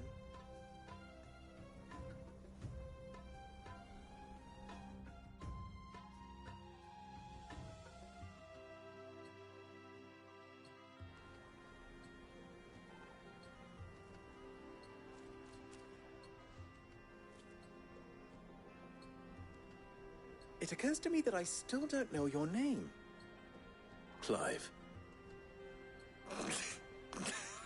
So, Sid the Second is a Clive? I suppose it could have been worse. Well, Clive, you held up your end of the bargain, so I must do the same.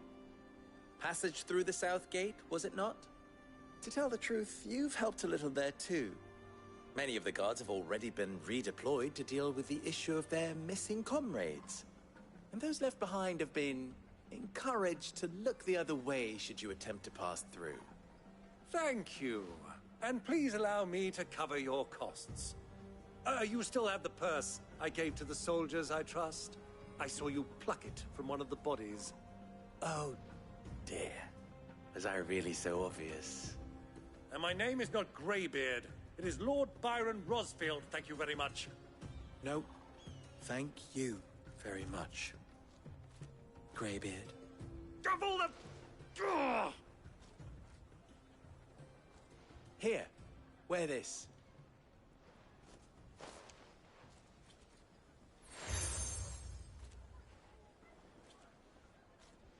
Any friend of mine who sees you with it shall be a friend of yours. Thank you, Lubor. And please, feel free to send one of my Stoluses back to your people. Tell them that Rosina Dalamil is back in bed with Sid.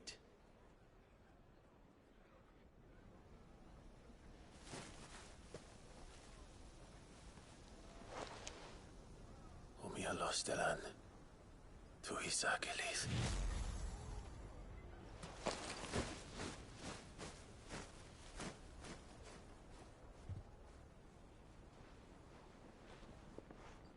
I'm trusting you, Sid. Or should I say, Clive. So be sure not to let me down. I have a reputation to uphold.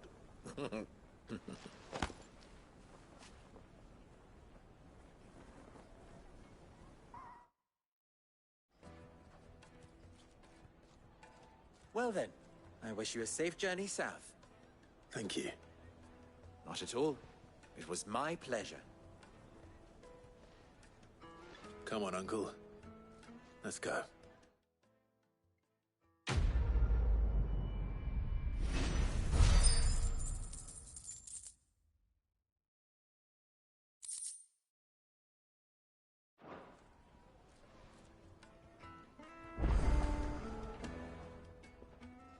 Clive. You and I... What?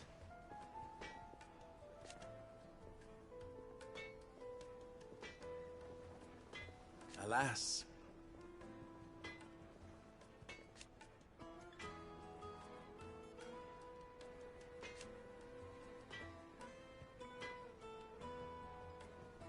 Still,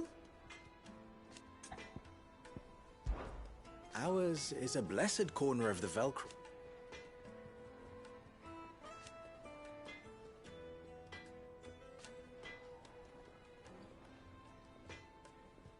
At least they did. So, how very fitting.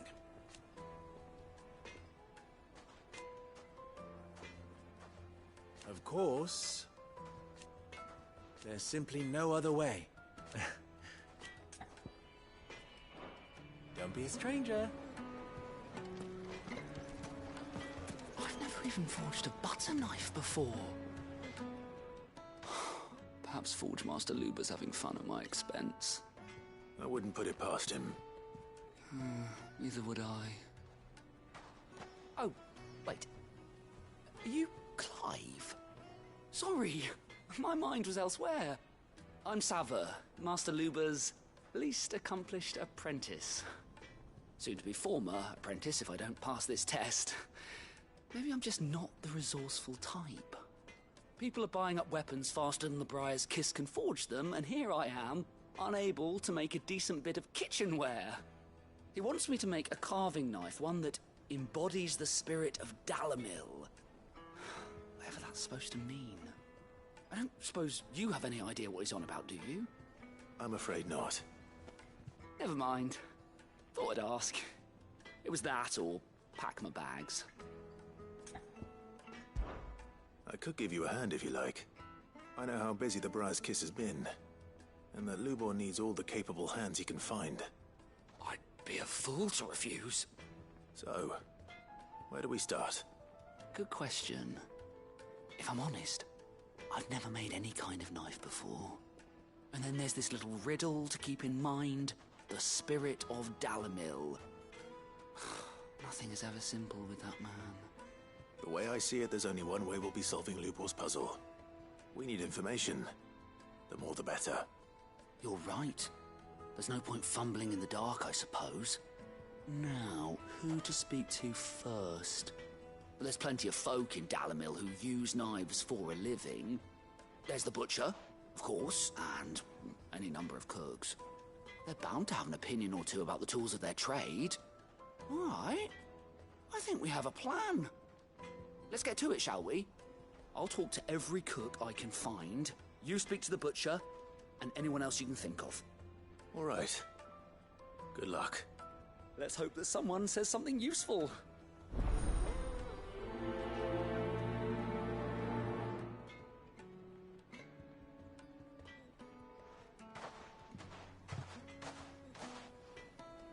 Trust Lubor to take a simple test and turn it into a riddle. I'd better get to it. I hear you and the Master are working together now. Glad to have you on board. The finest fabrics! The most fragrant herbs and spices from the Fresh bread born from the oven. Welcome, sir. What can I do you for? A question, if you don't mind. I need to know what makes a good carving knife. You a blacksmith or something? Something, I suppose. Fair enough. Knives, is it? First and foremost, it's got to hold an edge. Most knives will make it through fat, no problem, but sinew dulls cheap steel in no time. Give me a blade which can slice through anything that crosses my chopping block, and I'm a happy woman. So a knife that stays sharp. Makes sense. Put a knife with an edge like Odin's razor in my hand, and I'll make short work of any carcass.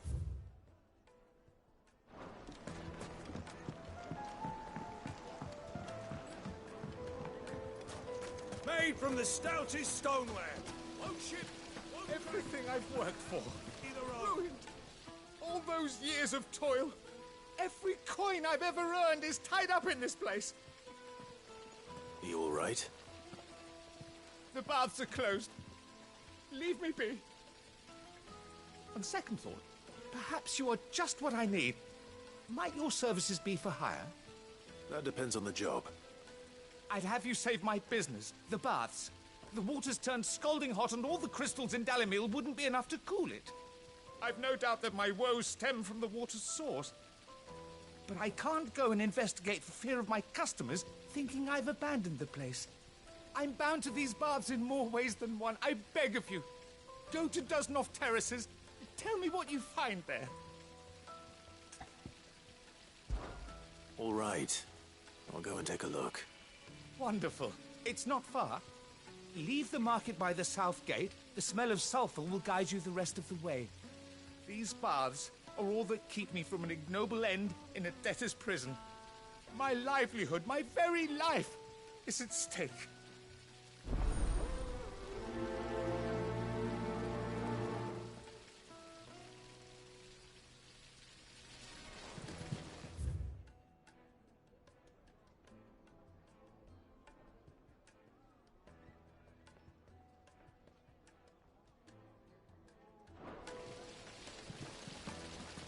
In all my years tending the baths, I've never known any... The baths are, closed for scrubbing. Please bear with us a little longer. This town is truly blessed. The bustling markets, the healing waters, and all under the wonderful eye of old... Ah, they've opened the gate! Lubor was true to his word. Well, we can make our way back to the Fang now, at least. Yeah, but what would be the point? With the mine... What is it? I'm in no mood for chatter. Sorry. Do you mind if I ask your trade? Hunter, why? I have a question. Can you tell me what makes a good carving knife? I assume you use one out in the field. Has to be able to put up with some punishment. Can't be dealing with a brittle blade, not while I'm on the hunt.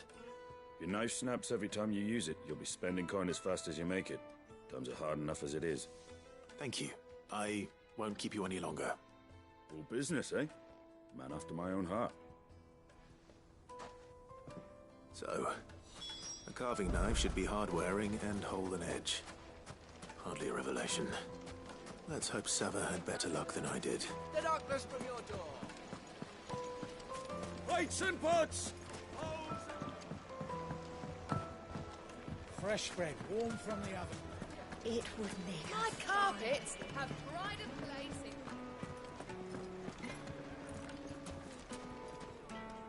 So, how'd it go? You learn anything useful, or should I be looking for a new trade? Only that a blade should be durable and stay sharp. But I don't see how that relates to the spirit of Dalimil. I didn't have much luck either. All the cook said was that he needs his knives to be light. Too heavy and they do his shoulder in. So we're no better off than when we started. Perhaps Lubor didn't mean anything with his Dalimil remark. But that can't be right. I've bandied enough words with the man to know that he chooses them carefully. No. We must be missing something. Something right in front of our noses, most likely. No doubt you're right, but I have to make a start soon. I can't put off making this knife forever. Agreed. Lubor wouldn't like that much. Right. I've been trained to work iron. The cheap stuff, mind. But it's hardy enough if you don't hammer it too thin, and it sharpens up nicely with a bit of effort. Trouble is, it's either durable or it's light. Meaning someone is going to be disappointed. Forge Master Lubor, probably. Is there no one else you can turn to? Someone who knows their metals, perhaps? The other apprentices know better than to help me with my test. But maybe there is someone I could turn to. A merchant, a favourite of Forge Master Lubor's, who sells metals to tradesmen passing through the Valcroy. I bet she'd know a thing or two.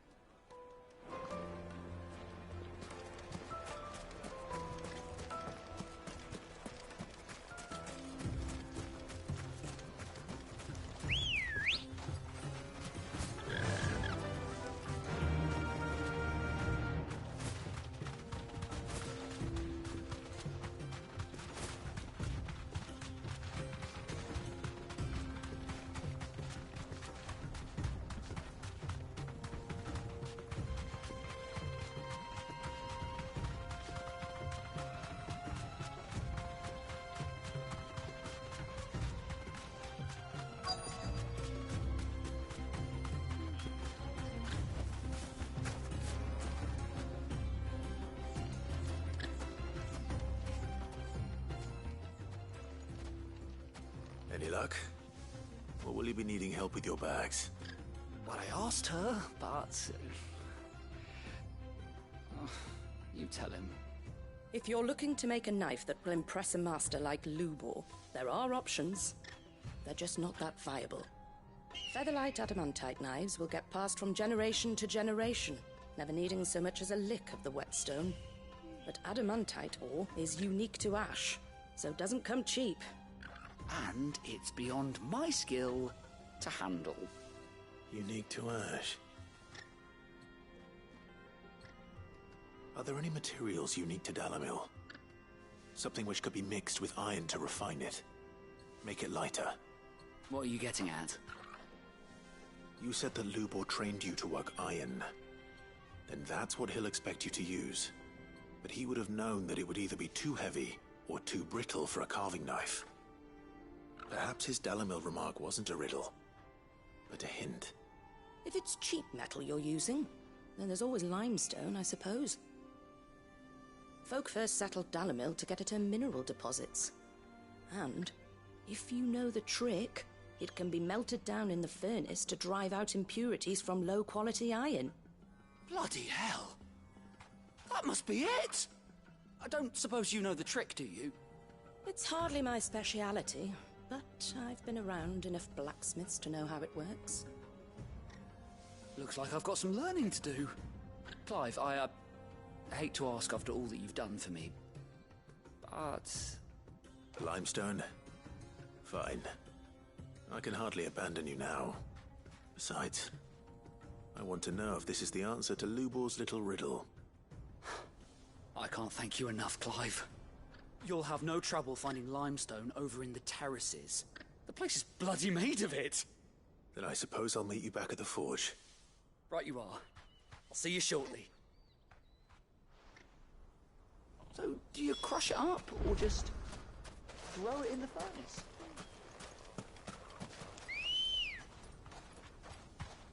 Good girl. Faster!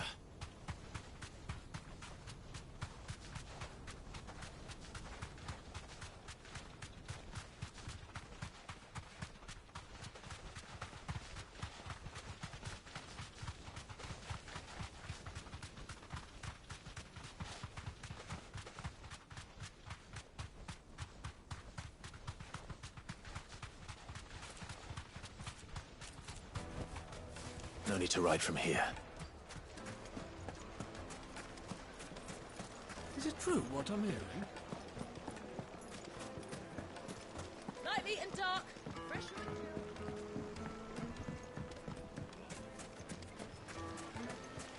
Just look at the sweet incense. What We should get going soon. What do you want? Do you have water? Directions?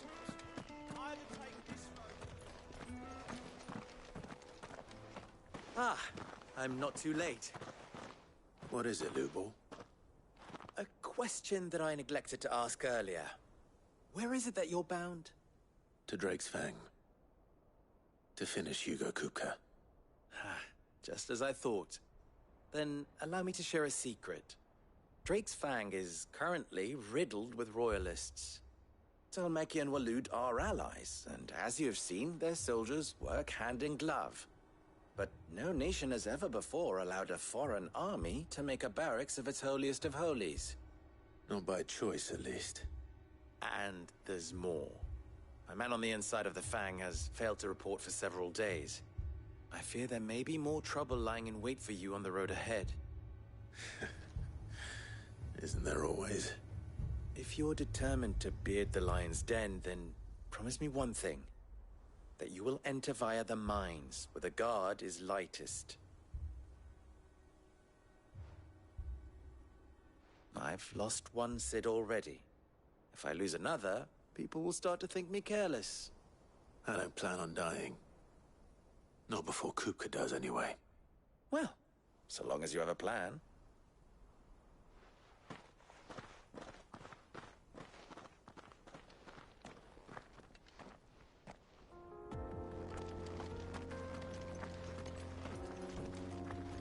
Drake's Fang should be just beyond these springs. Shall we press on? Come on, girl. The gate's open now. We can press on. Don't tell me you put down.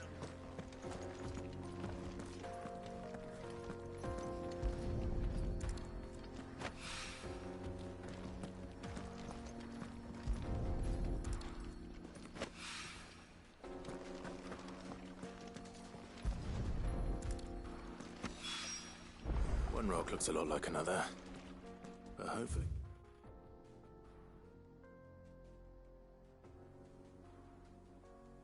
This is what Sava needs.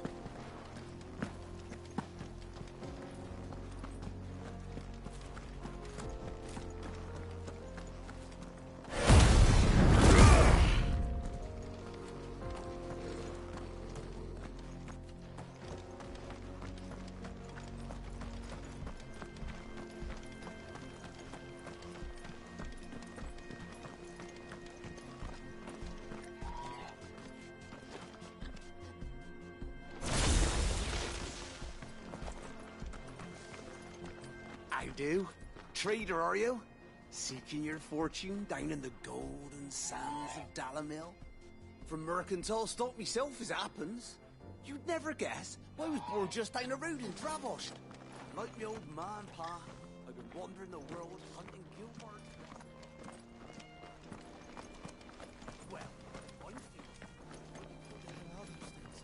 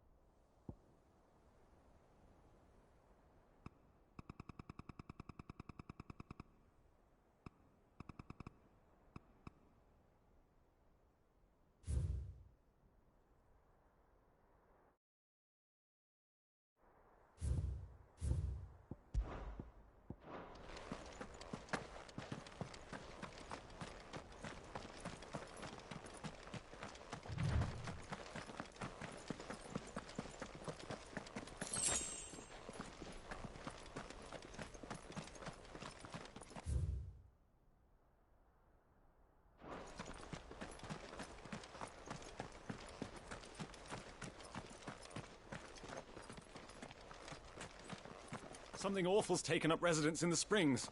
We'll turn back if you know what's good for you. Broken down, you say? From the weight of its load? Aye. The gods are furious about it.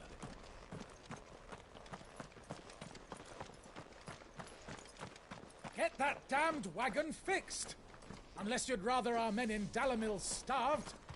The axle's gone, Captain. There's nothing I can do.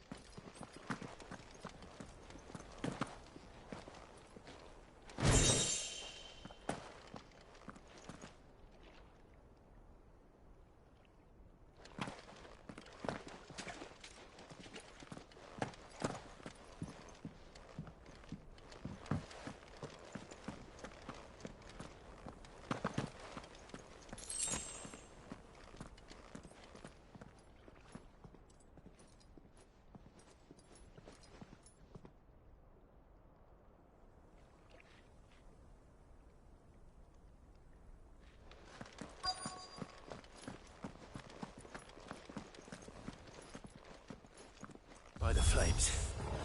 That explains the heat.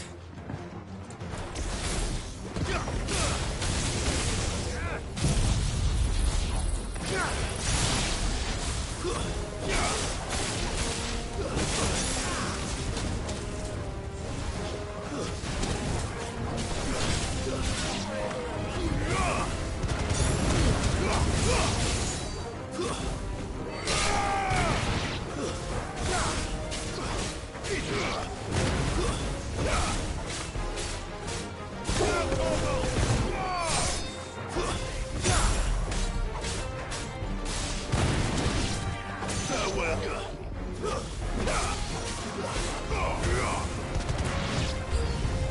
of the frying pan.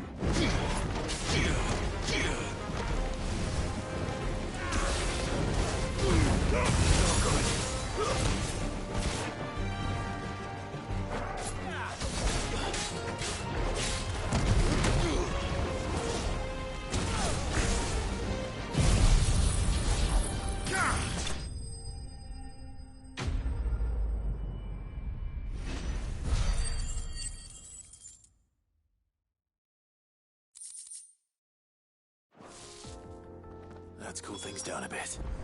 Let's hope it's enough to keep the baths from boiling.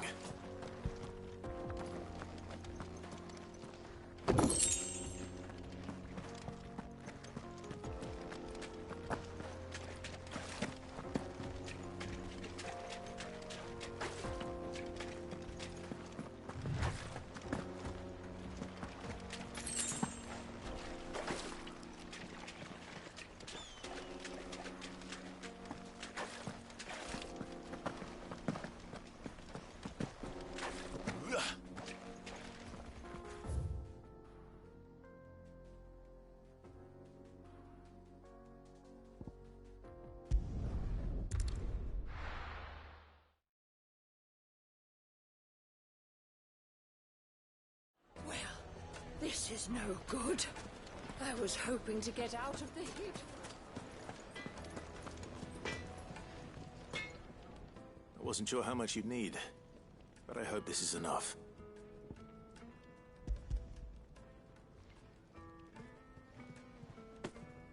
You are one of the good ones, you know that? You and that merchant both, she's got quite a gift for teaching, that one.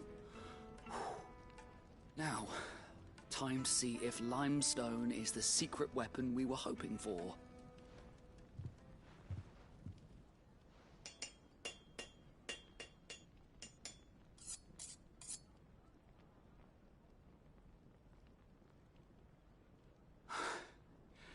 That'll do, I reckon.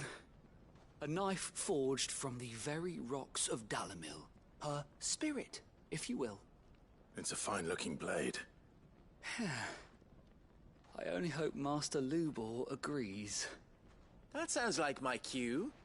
And just as well. I was getting tired of waiting. I'm sorry, Forge Master Lubor. Let's take a look then, shall we?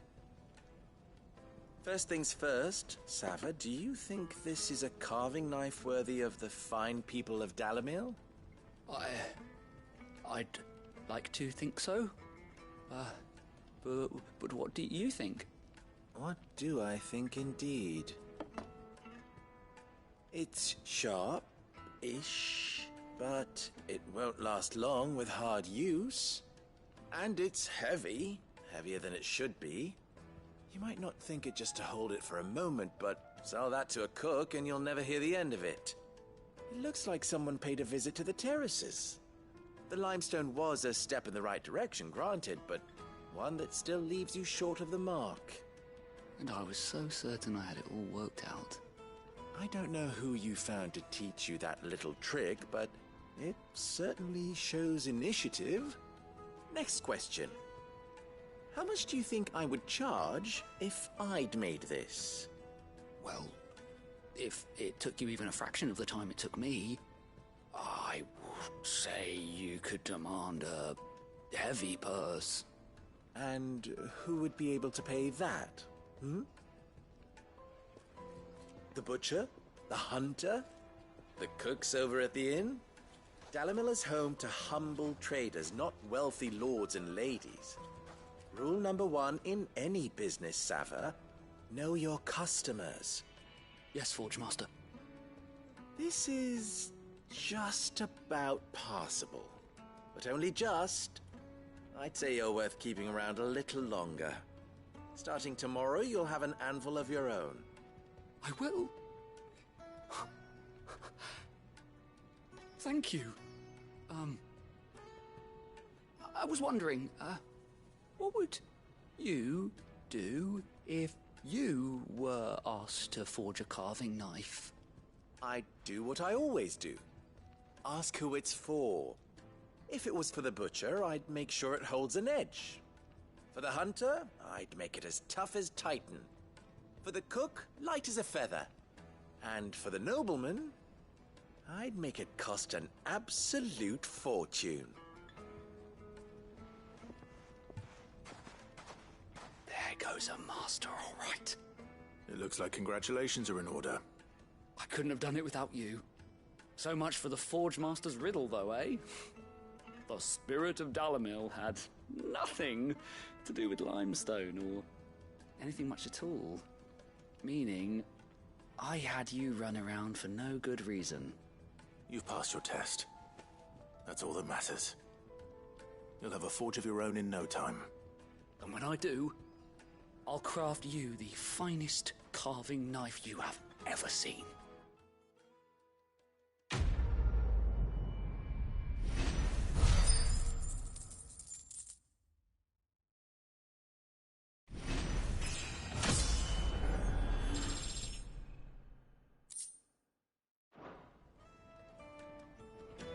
Thank you, Clive. I honestly don't think I could have done it without all your help.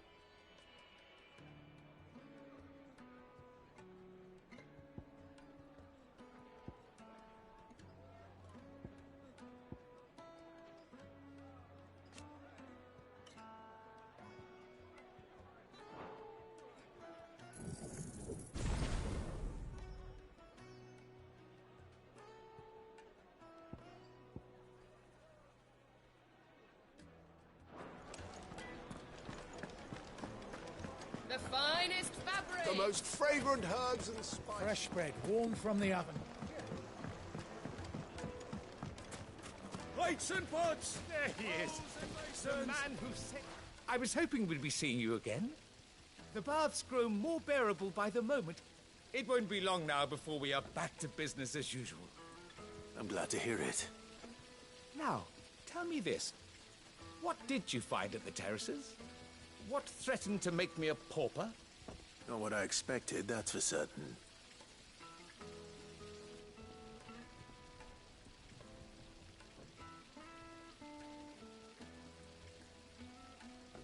You tell a fine story.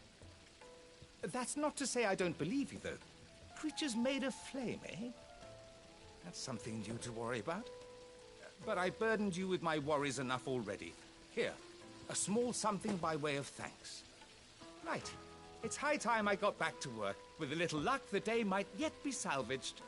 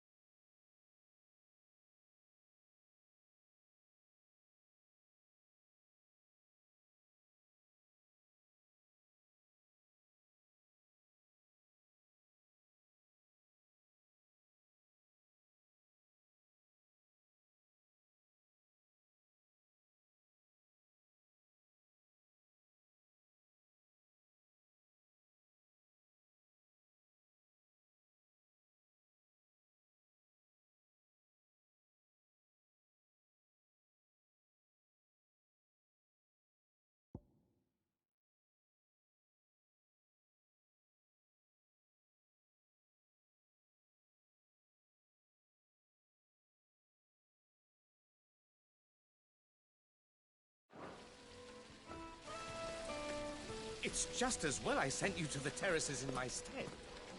Sounds like I'd have been burnt to a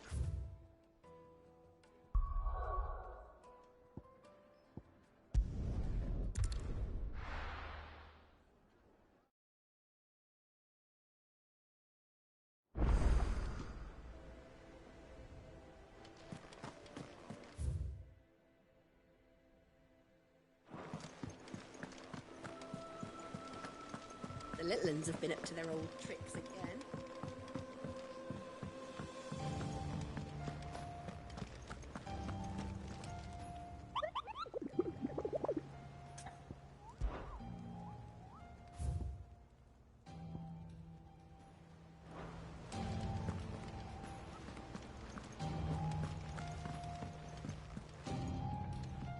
And how may I assist you today?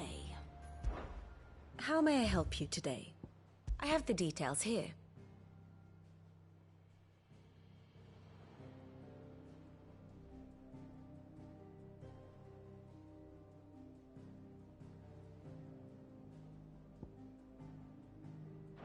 Thus ends today's lesson.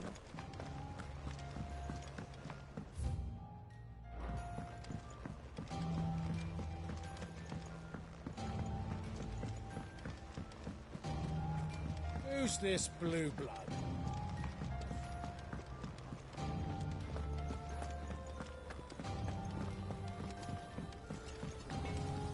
Back, are ya?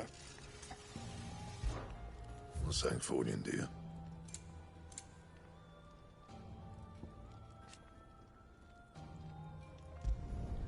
No scratches, all right?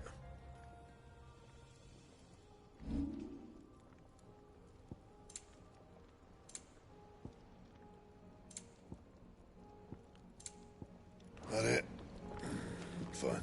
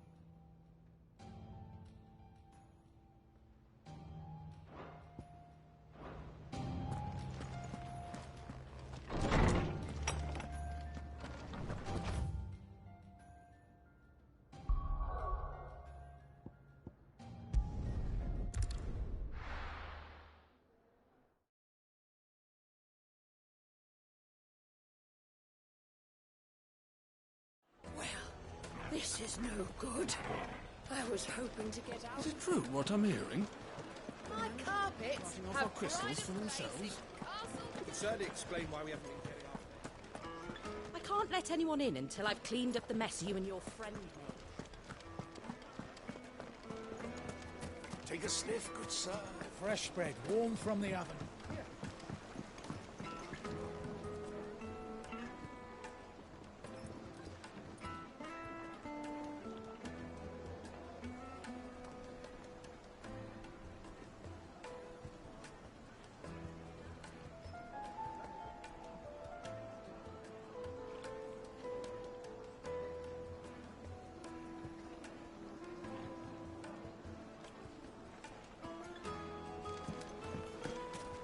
Lights and pots! Hanging lanterns, keep it up! We should get going soon.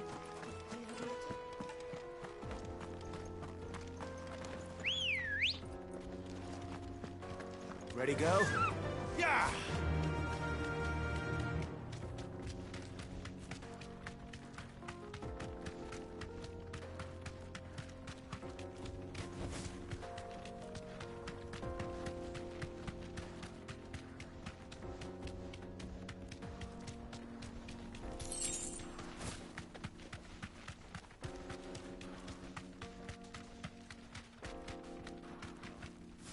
Be safe.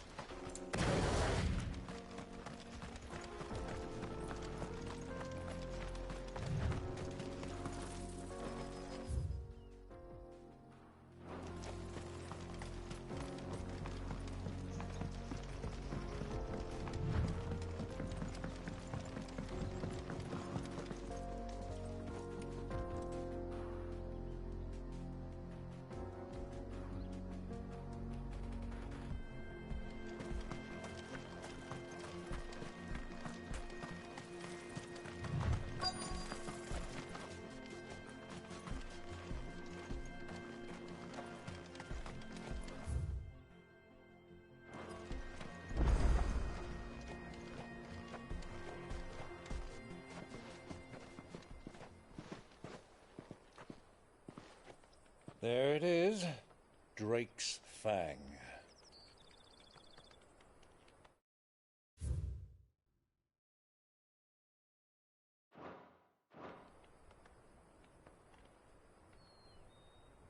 Kupka will be hiding inside. Along with goodness knows how many guards, all on highest alert. You'll need to keep your wits about you if you're to reach him. So be careful. I will, Uncle.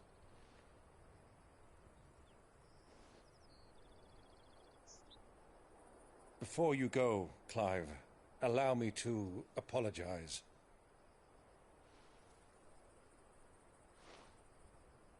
After what befell at Phoenix Gate and the crisis that followed in its wake, I fled. I retreated to my counting house and danced attendance upon the vicereine in the hope it would bring me favor.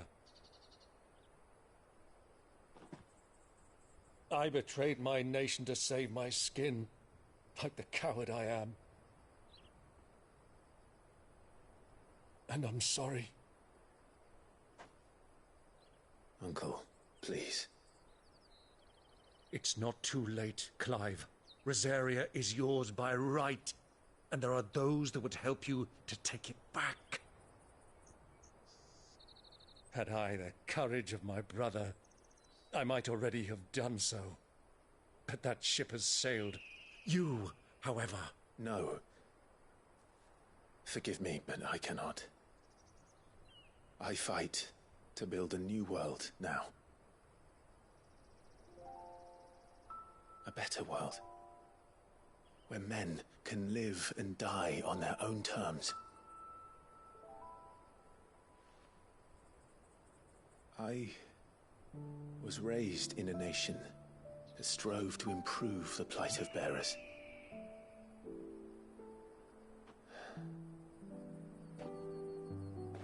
Only later did I realize that spark of freedom did not arise by chance, but was kindled by my father. You would see me follow in his footsteps. And that is exactly what I mean to do. Not by ruling Rosaria, but by extending his ideals to the whole of the twins. Though every soul in the realm may judge my actions heresy, I am certain my cause is just. You really are just like him, you know?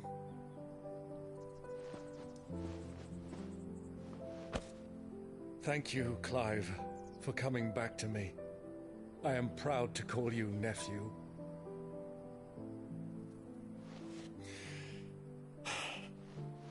Well then, this is where we must part ways. Wish me luck in convincing my Canvarian friend to share his considerable talents. I mean to plunder his coffers and prove myself worthy of a place in your merry band. Till then, my boy. Till then. Go safely, Uncle. And you, nephew. We have much to catch up on, you and I. I shall expect you to regale me with the tales of all your adventures when next we meet. You can regale me too, Torgal.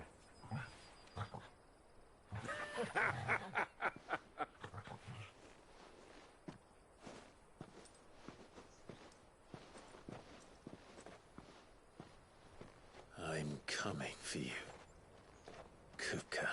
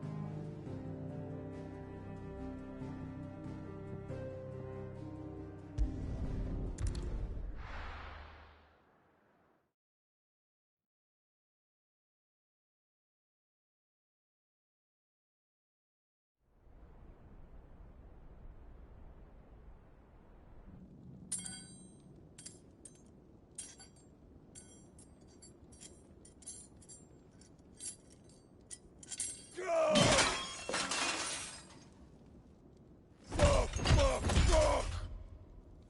Why do they start? What has that gutter rat done to me?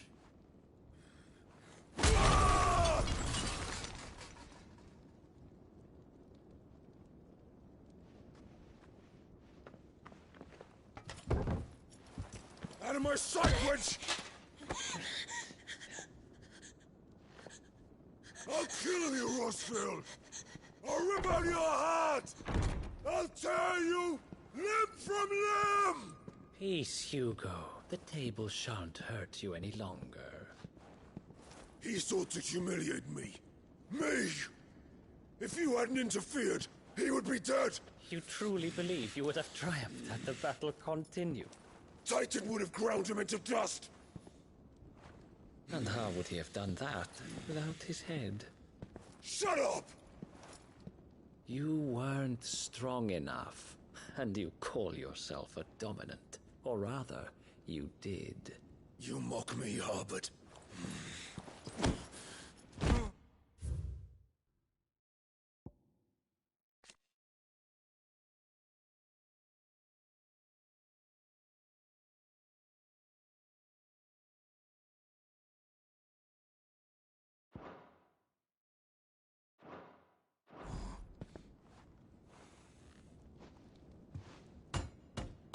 Do you see, Hugo? You are weak. Fuck! But so long as that fire burns within you, there is still hope. There may yet be a way for you to take your revenge. Tell me, what must I do? Please, I'll do anything. Just tell me.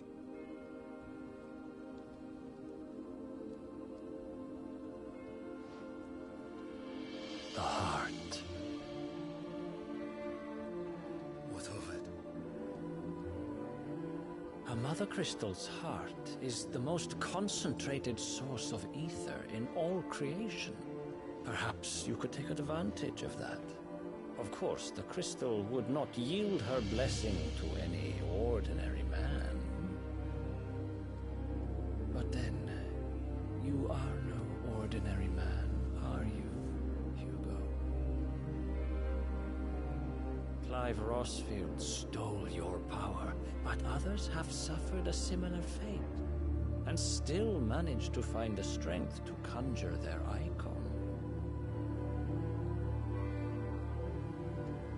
Like Benedicta Harmon.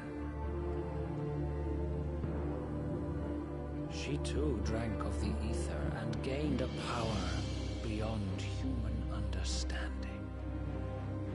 She did.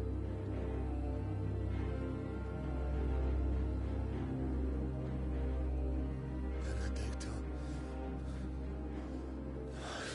Benedict.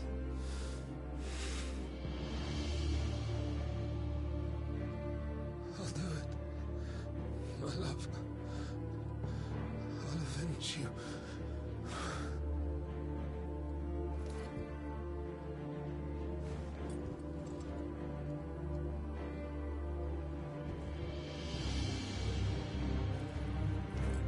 Run along now, Hugo. You need only follow the light.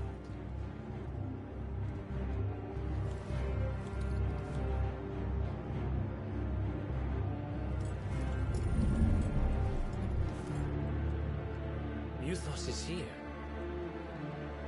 Very well, it shall be so. You may leave everything to me, Your Majesty.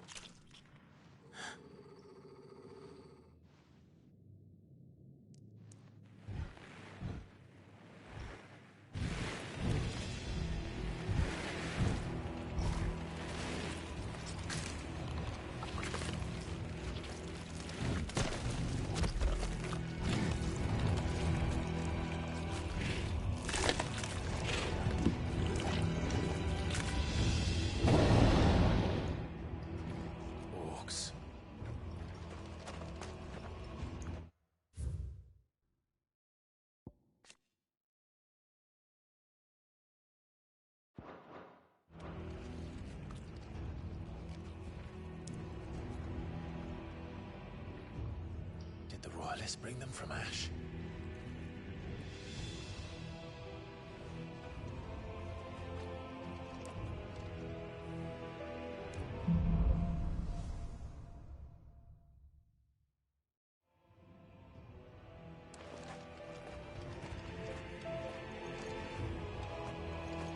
Are the Beastmen part of the Waluda army now? How the hell did that happen?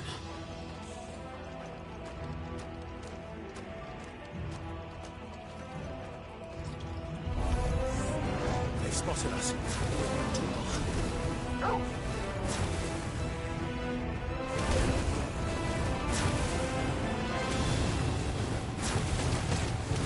All yours, Torgal!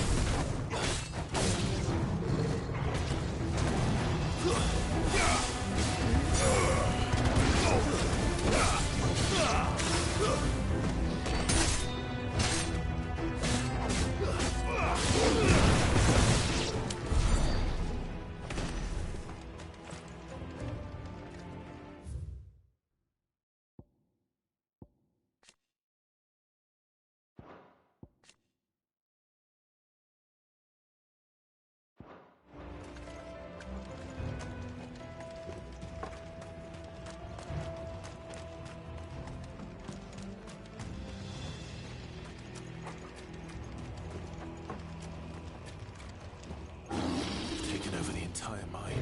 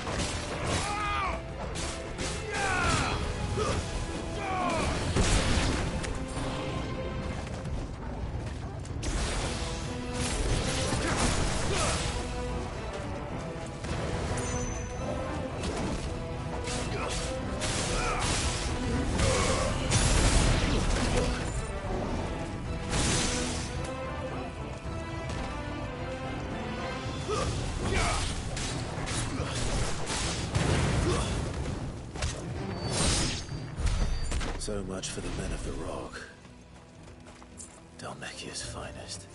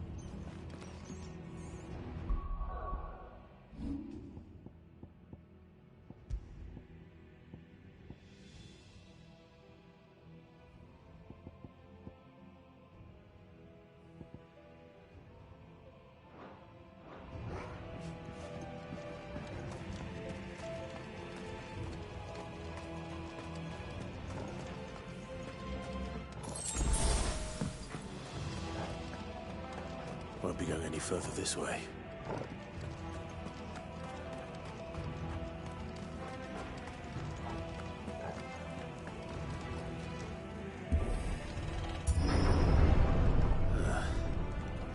Stairs. This must be the way out.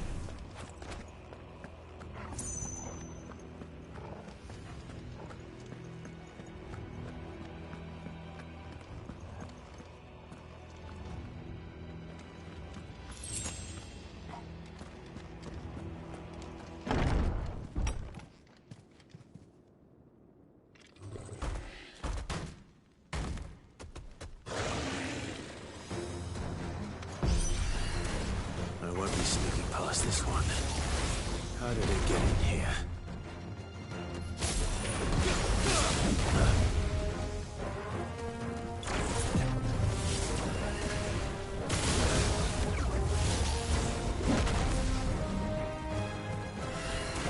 slow. Nice try.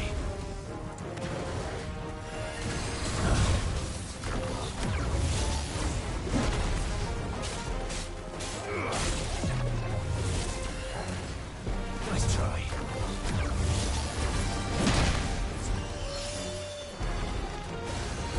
Too slow.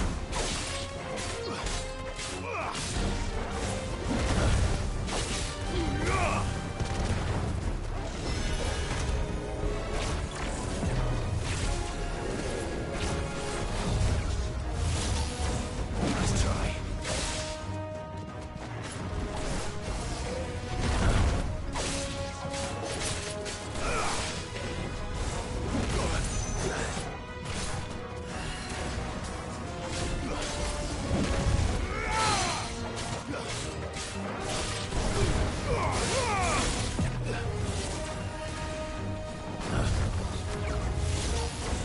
Nice try. Soil and stone!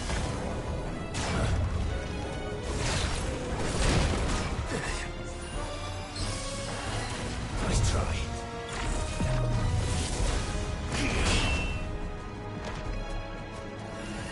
Too slow.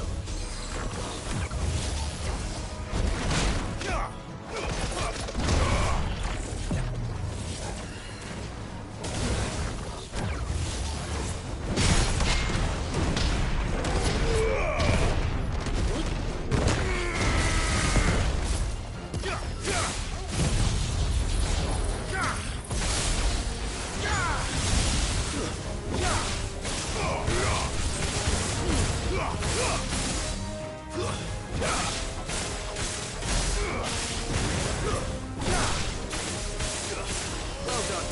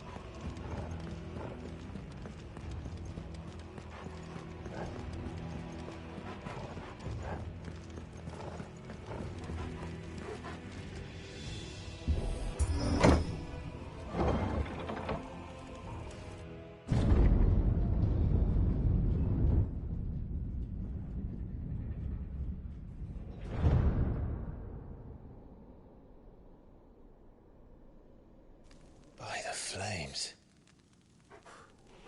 Come on, Torgal.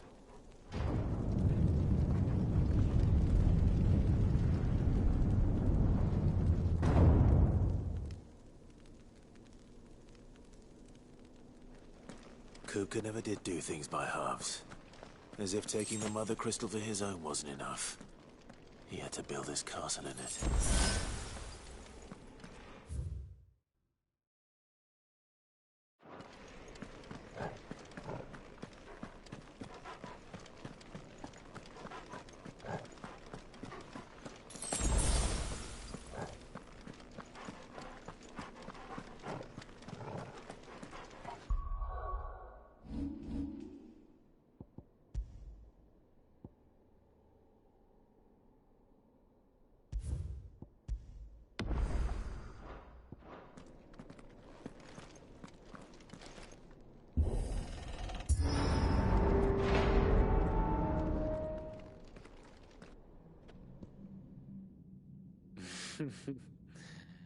Let the trial begin.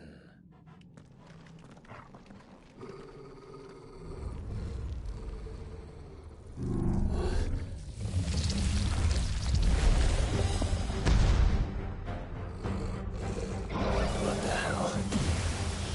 With me,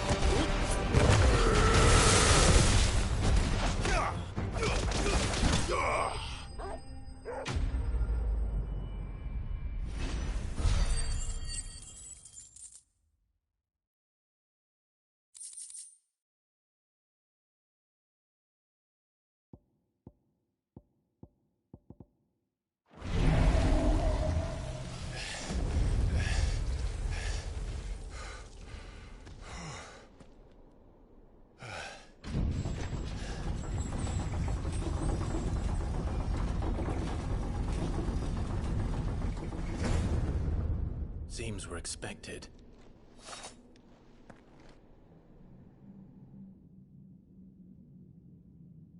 So this is the power of Muthos.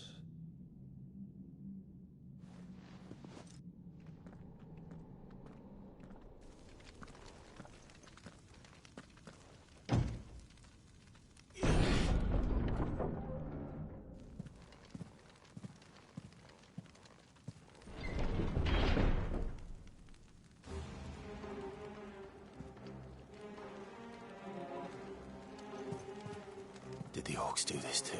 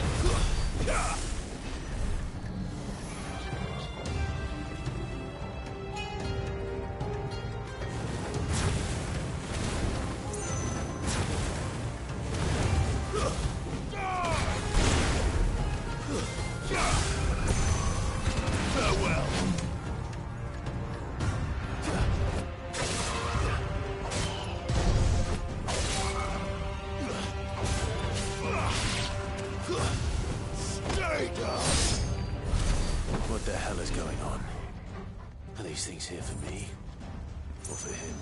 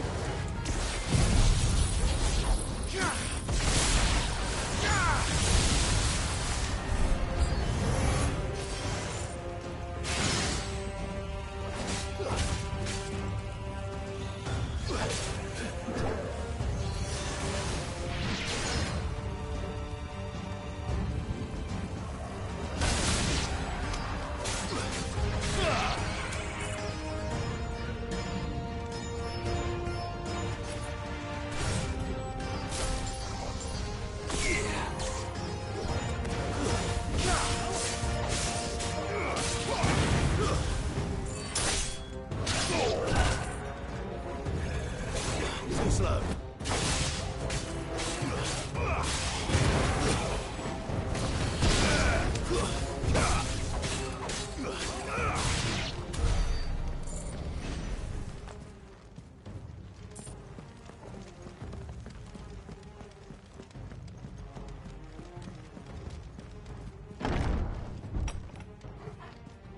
First orcs, now these nightmares.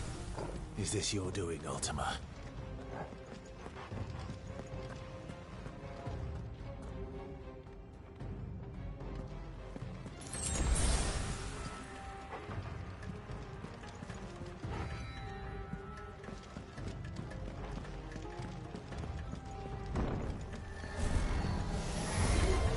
No holding back.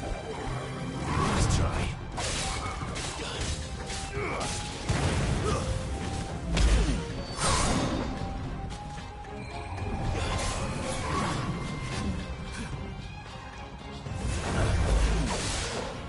Slow.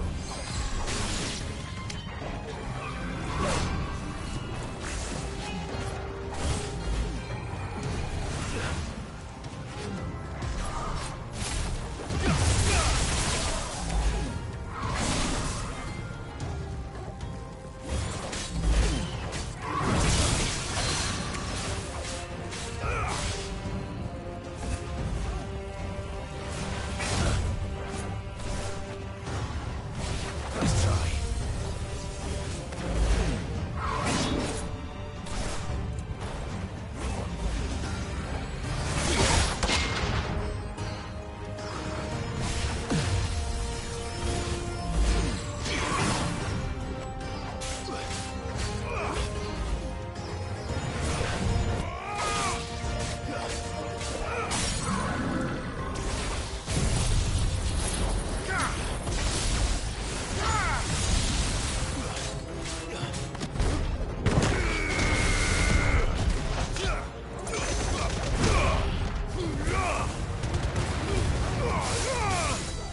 Soil and stone!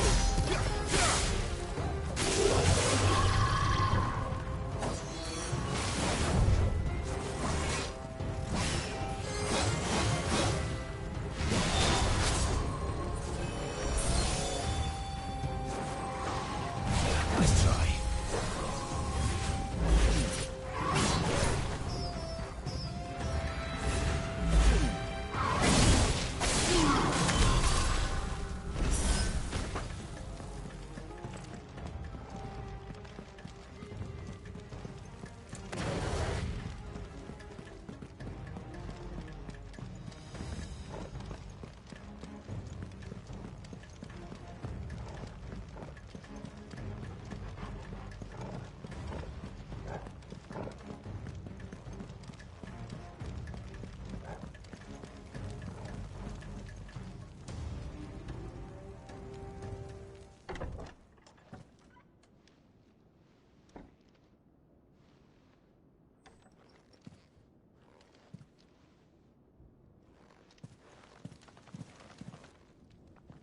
You've been busy, Kupka.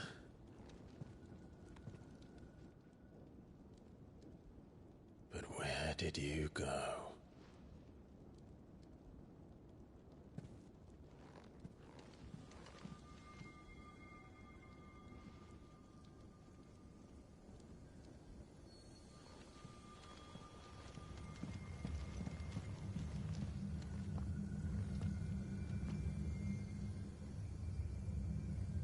The heart.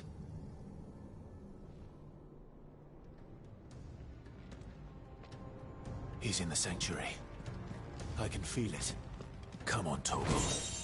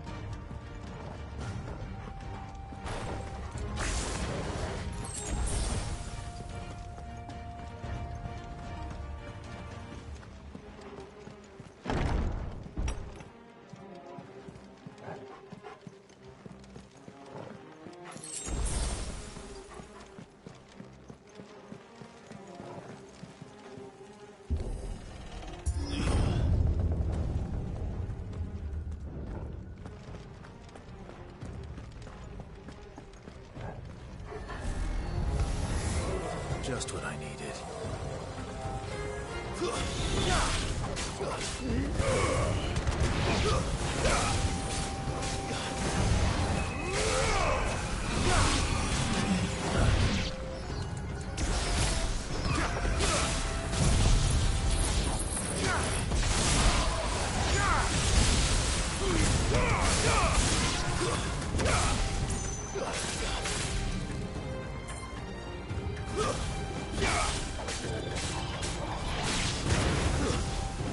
Stay down!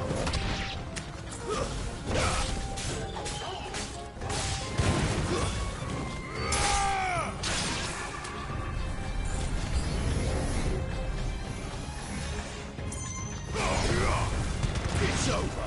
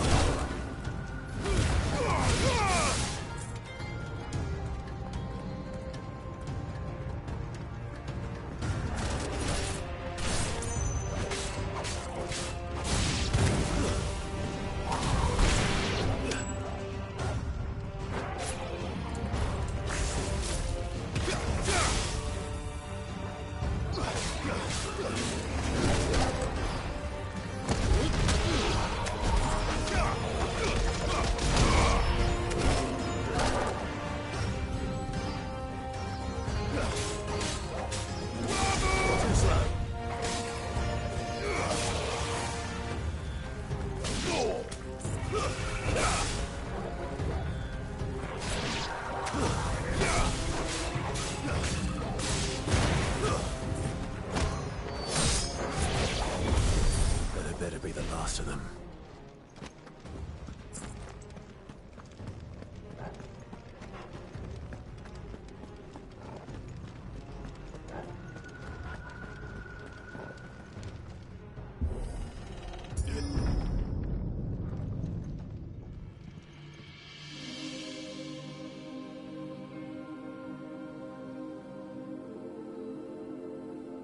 Benedicta, my everything.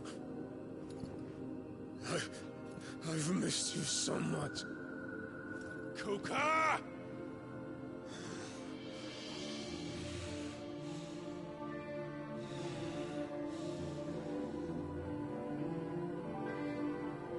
I swear to you, my love, we will never be parted again. What's wrong with him?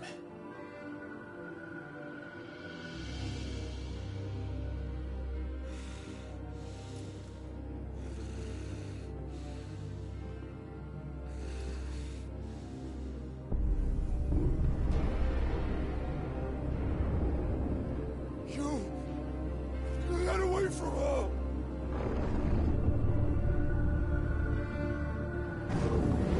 Benedicta!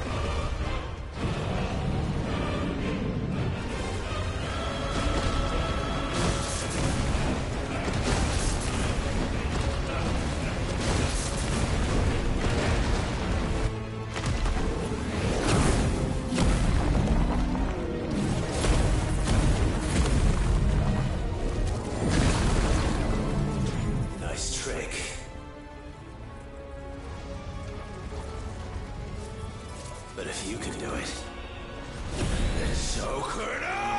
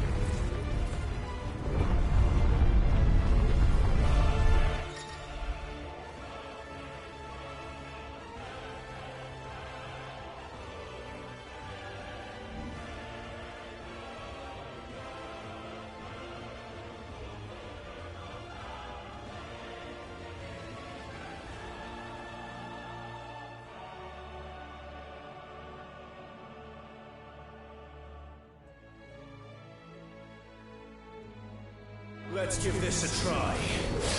Not bad.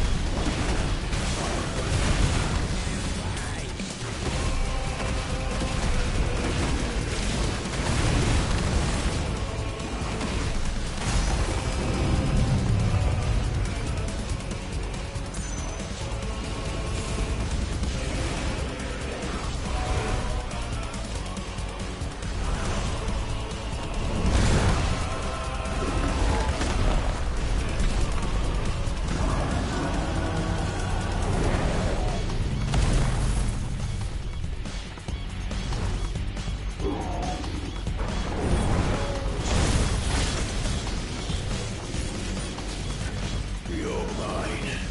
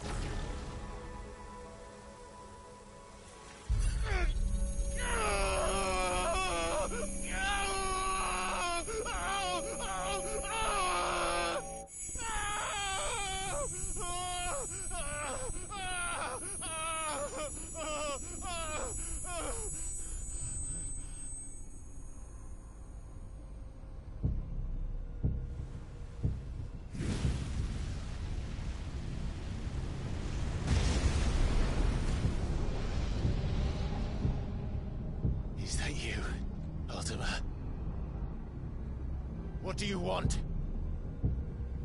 Your soul is tainted with worthless human will, yet your thirst for power remains undiminished. With every sip you take, you grow in strength, and soon you shall achieve perfection. I don't know what you're talking about. You will accept us, Mythos. It is inevitable. You were created for this purpose, and you shall serve it. Never!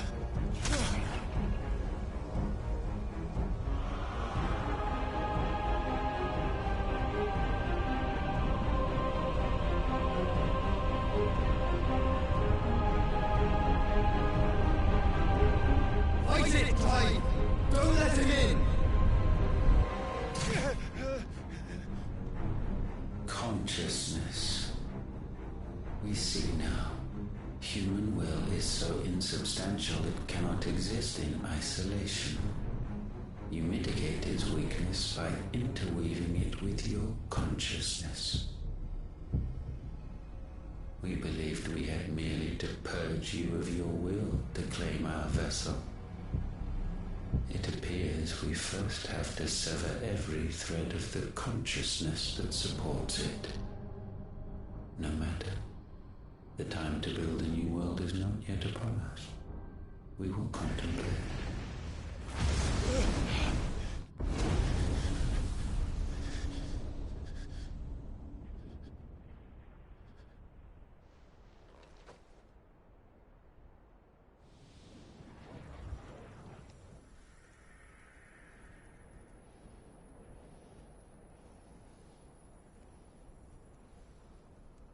Thank you, Joshua.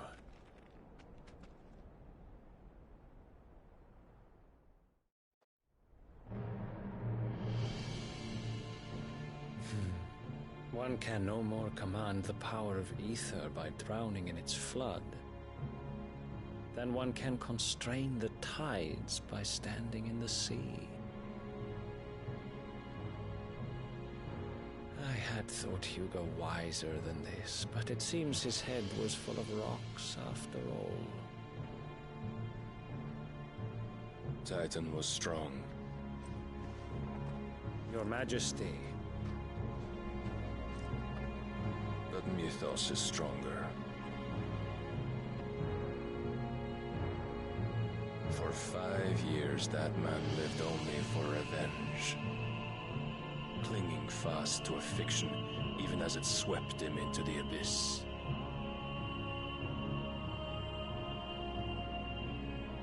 One cannot change one's nature through force of will alone. Only the Almighty can do that.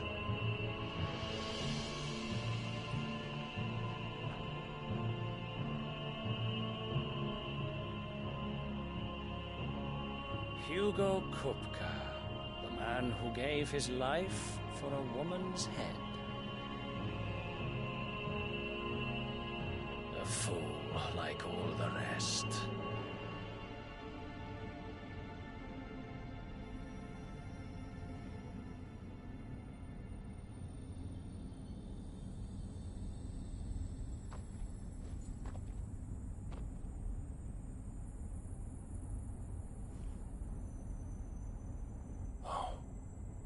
That the death of a mother crystal should be so beautiful.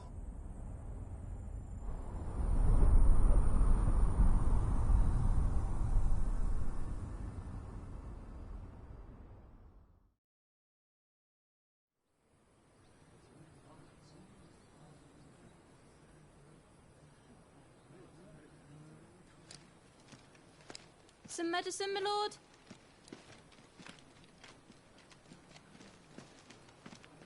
I have salves, potions, anything you need. Stop bothering me, urchin, or you'll feel the back of my hand.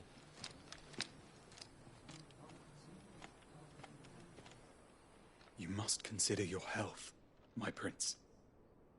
If a show of force is needed to keep the Dalmex at bay, you may trust in your dragoons. I beg you to call on Bahamut only as a last resort. His strength comes at too great a cost.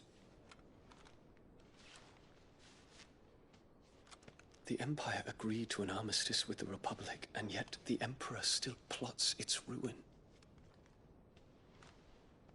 For now, the Dalmex suspect nothing, and as long as I can hold their gaze, war need not be inevitable.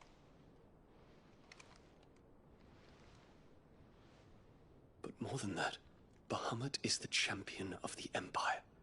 When our people look to the heavens, the sight of him gives them hope.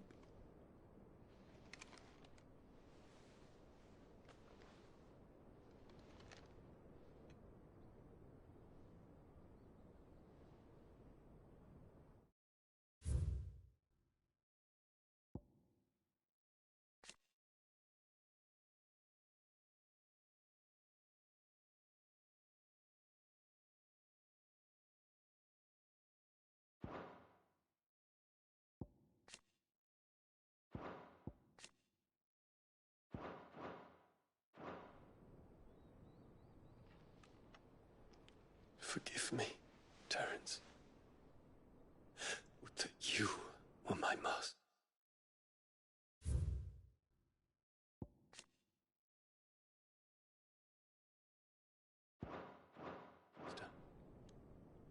But alas. I will always be your loyal servant.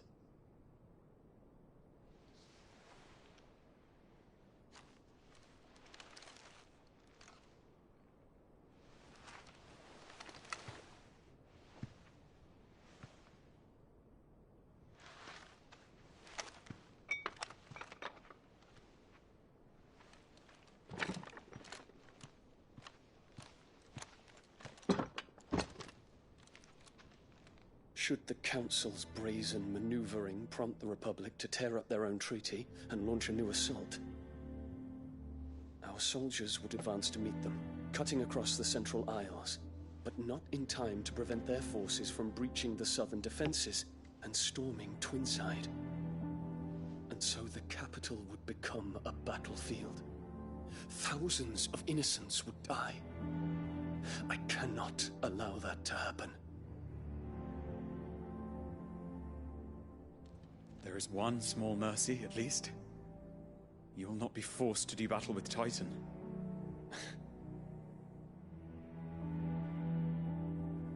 Would that I could avoid doing battle at all. 1,000 pardons, Your Highness. What is it?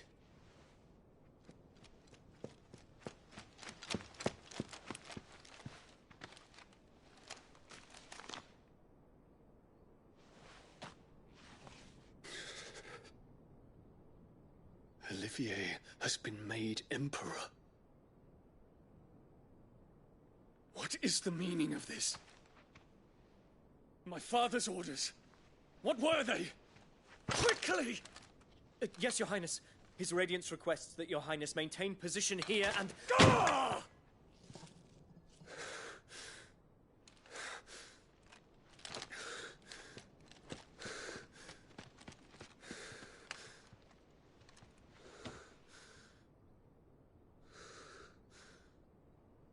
Terence. Yes, my prince. I must go to the palace. I'll ready your steed.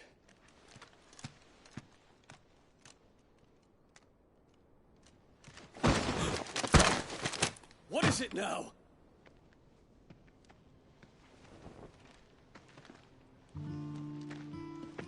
Forgive the intrusion, Your Highness. I know you. At ease. We stand in the presence of the Phoenix. You wouldn't want to get your fingers burned. I hope I'm not interrupting. Not at all. Though I admit, I did not expect such a distinguished guest. How many years has it been since the Remembrance ceremony? 20? I thought you long dead. Do I address a ghost? Many have told me that I look like one. But no. I'm alive. Just. Prince Dion of the House Lesage, I have a tale to tell you.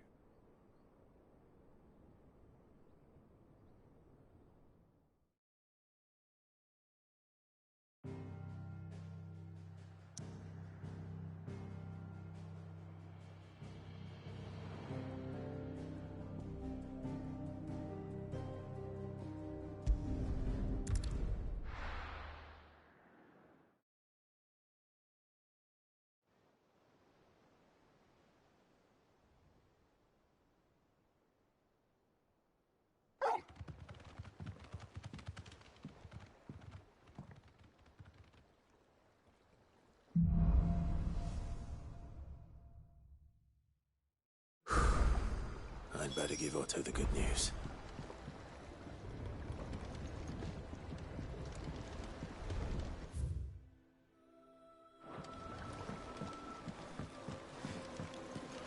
Walkways need patching up. Welcome home, Sid. Need 50 good boards, 8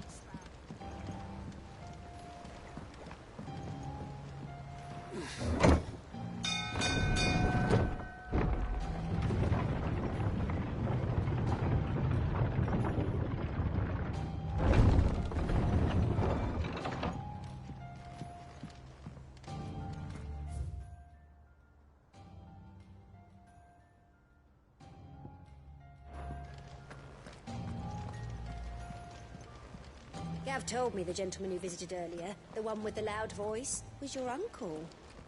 I did think there was a resemblance. Something in the eye.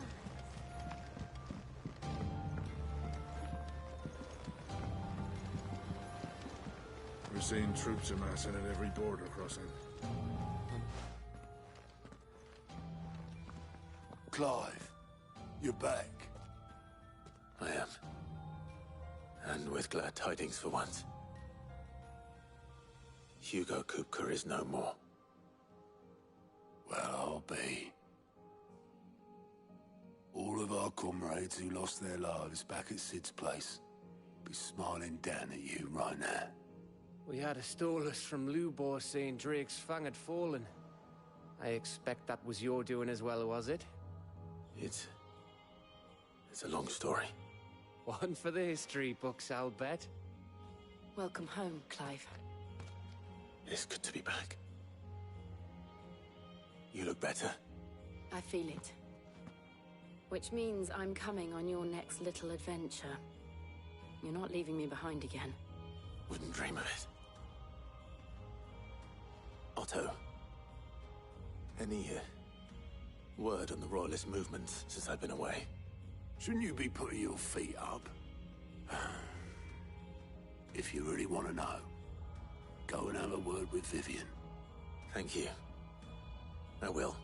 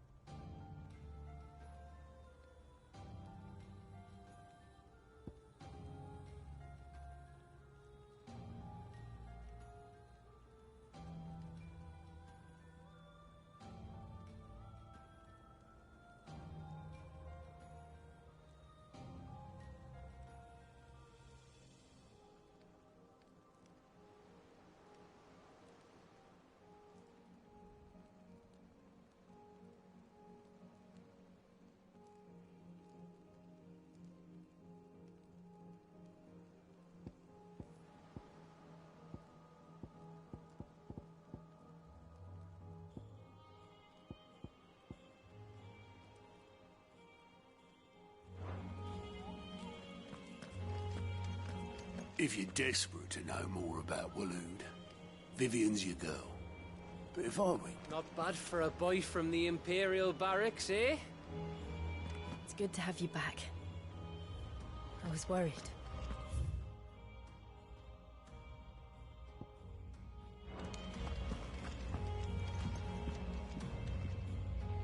Ah, the conquering hero returns. And with hardly a scratch on him. I may have picked up one or two. Well, the fact that you came straight to me instead of visiting our resident Physica suggests that you picked up something more important. A scent. The scent of Waloeders. The very same. But whatever plans Kupka was hatching with the Royalists, he took them to his grave. As did his men. Slaughtered by the Orcs who'd taken over the Fang. Orcs, Vivian. I've never seen such creatures in Storm before. The Waloeders must have ferried them over from Ash, but why? Why work to rescue Kupka only to invade his home, the mother crystal of an allied nation, and let both fall? It makes no sense. Do you know the tale of the blind men and the Adamantus? One can often be led astray by focusing too closely on individual details. One must instead see the bigger picture. And what bigger picture is there than my map?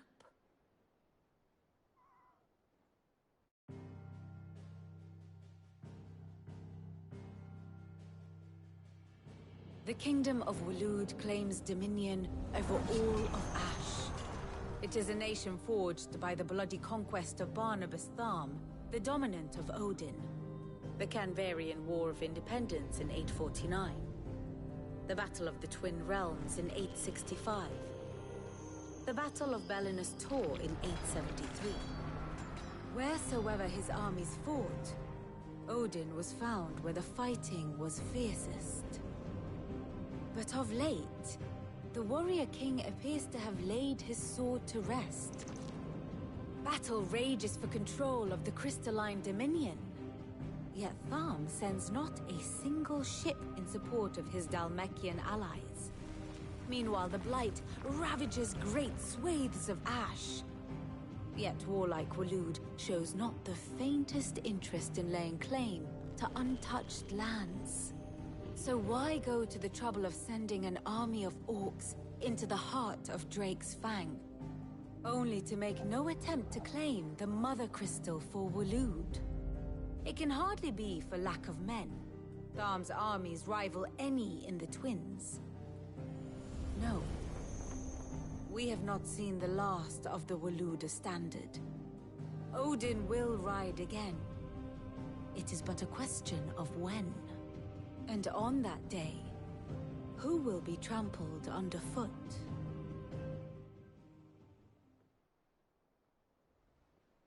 In summary, I know not to what end the Royalists betrayed Kupka. I know only that it is part of some broader scheme. A scheme tied to the ambitions of one man. King Barnabas. But there is no need to wallow in confusion. If one is to cure a sickness, one must first identify the symptoms. And your Lord Uncle has volunteered to do just that by keeping an eye on the Royalists' movements. He's really throwing himself into this. Indeed he is.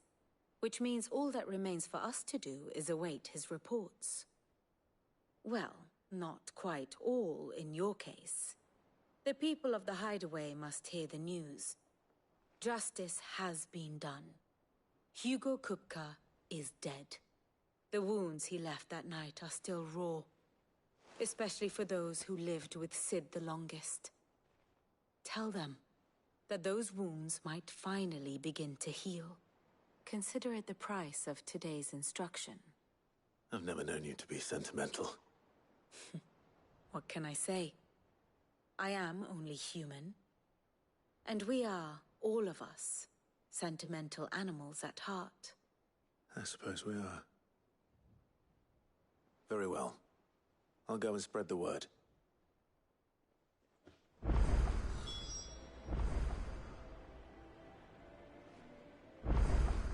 And how may I assist you today? So what if it's Parliament? Which leaves but one man.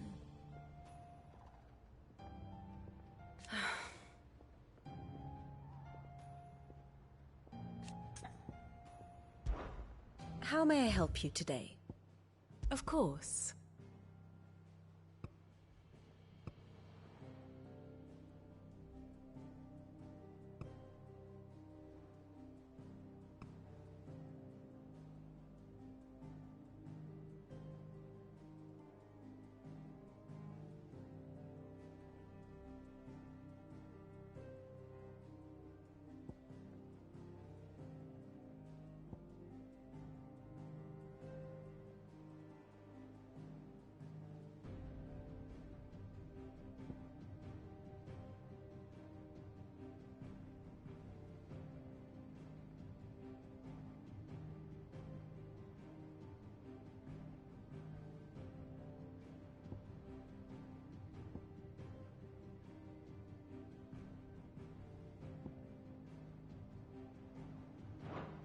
Here you are.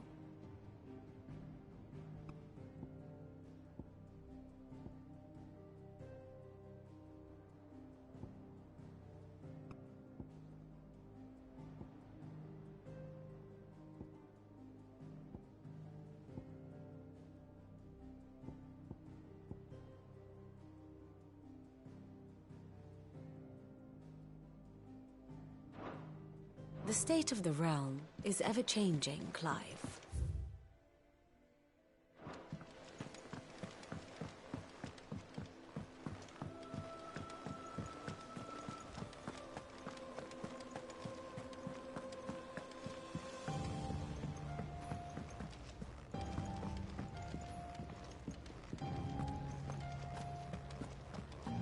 Ugh, I'm never drinking.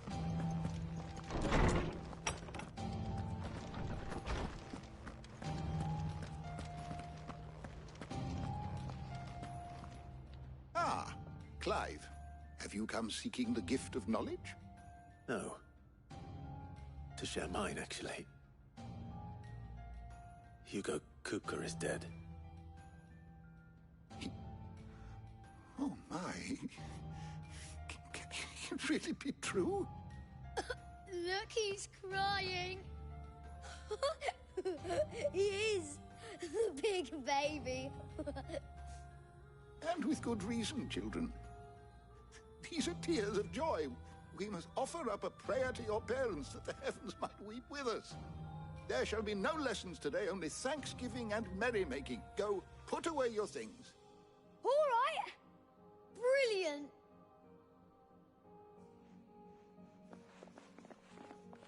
Finally, a new dawn has broken. It has. Thank you, Clive. I cannot wait to share the good news. Hippocrates. After Kupka fell, Ultima came to me. I need to know what he is. Have you learned anything? Alas, no. And not for want of trying. I have scoured nigh every historical tome in our collection and found nothing. Not even the sort of conspicuous absence that might suggest a concealment of fact. One is almost tempted to conclude that such a creature never existed. But I saw him. With my own eyes. I don't doubt that you did. Alas, it seems you are the only one who has. To others, he reveals naught.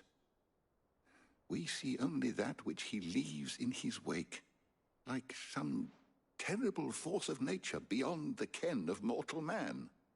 A bringer of death. Whether the Ultima you met with was the being itself, or merely another projection of its power, I know not. But until I do, my investigations shall continue. Thank you. It means a lot. How good it is to see you, Clive. I have said it many times. His story is ended. Were you aware...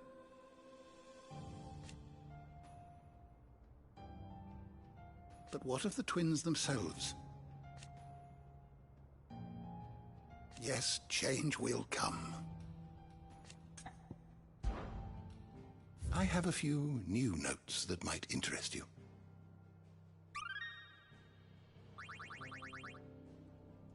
If you have a question for me, I should be happy to answer it.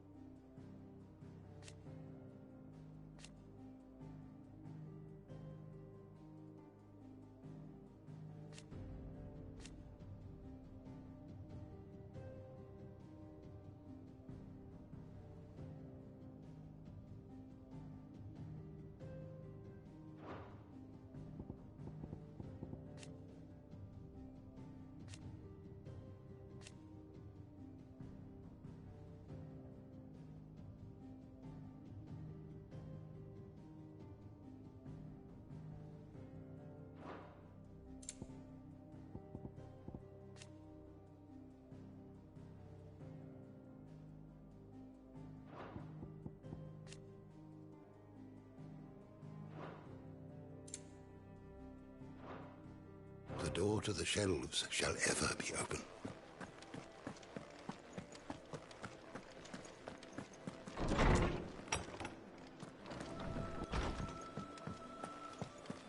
Thanks to Sid, the man who hurt your mother and father is gone. Well, someone looks pleased with himself. It's true what I'm hearing, then. Nothing escapes you, Lady Karen. It's true. Kupka is dead. No more looking over our shoulders, then. Good.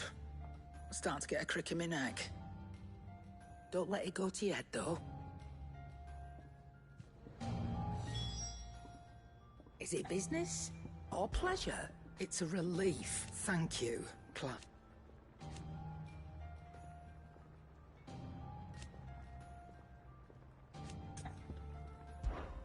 Go on, then.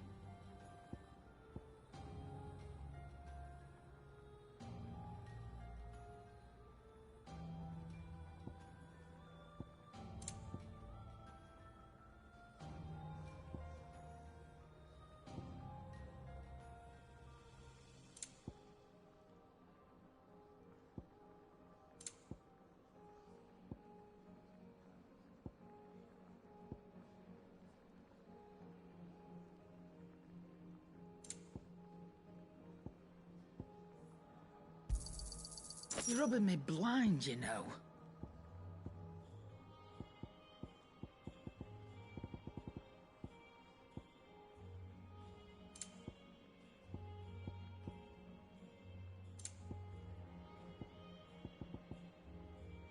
Finished, are you? Welcome home, Clive. I was hoping you'd be back soon.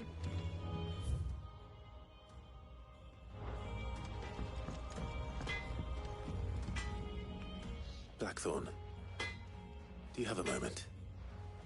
What is it? I'm busy. I wanted to tell you that Hugo Kupka is dead.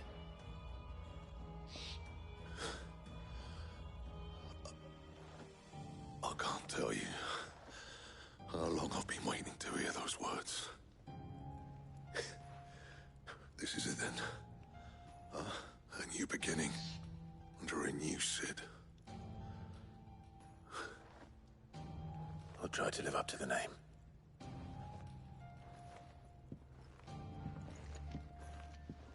Right. Let's see if Otto has anything else for me. Clive.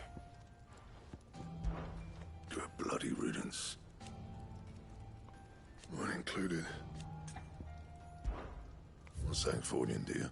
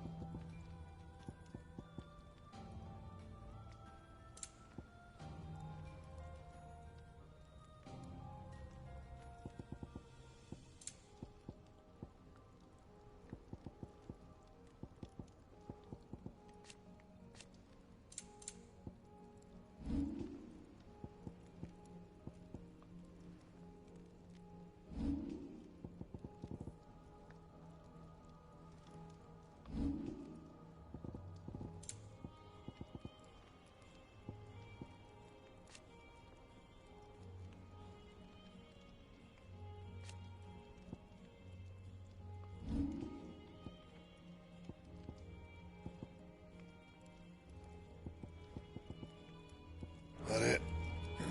Fine.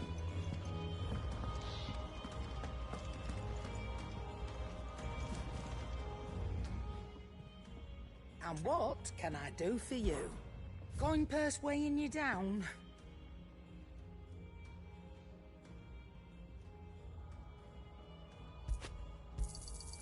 You're rubbing me blind, you know.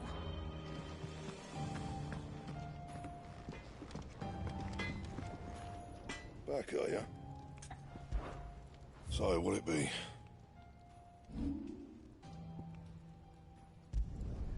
Yeah, that should do you. You can thank me later.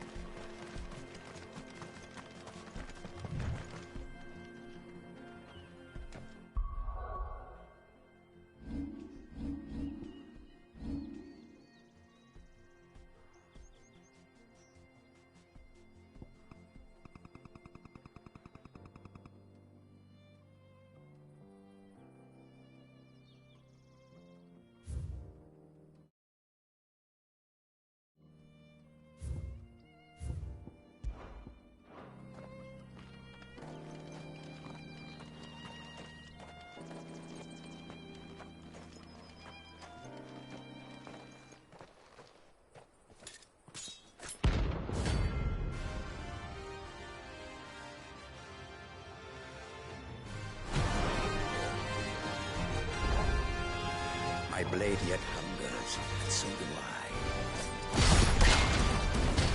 That is a feast of the flesh. Your feasting days are over.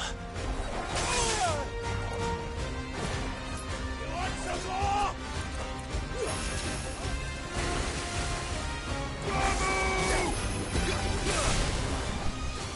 I'll drink your blood! I'll snap you like a twig!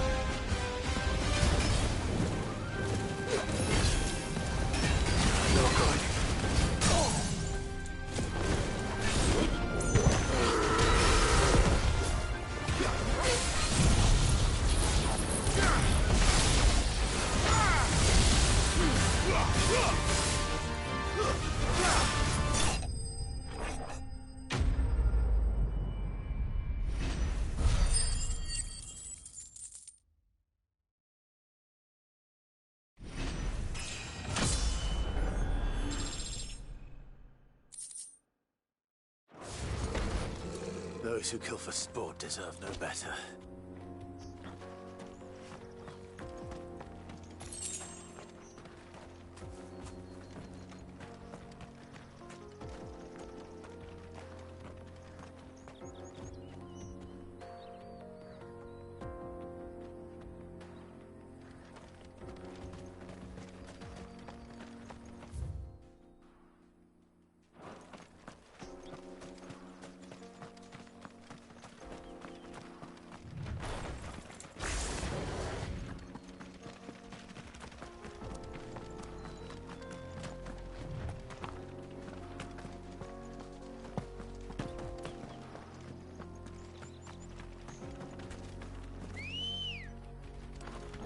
Good girl.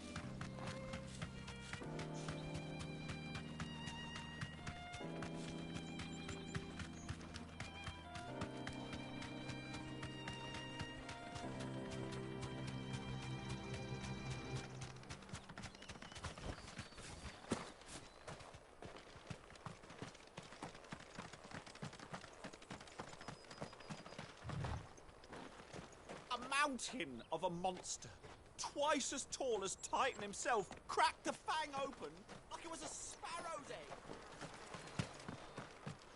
The Mother Crystal. The mines.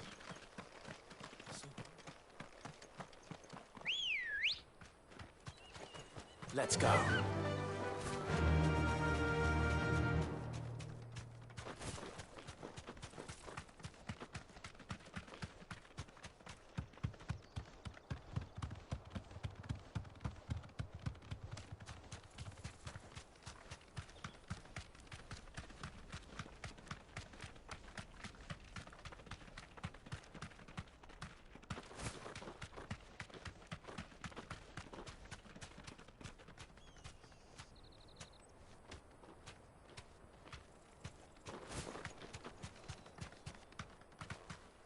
Straight home now.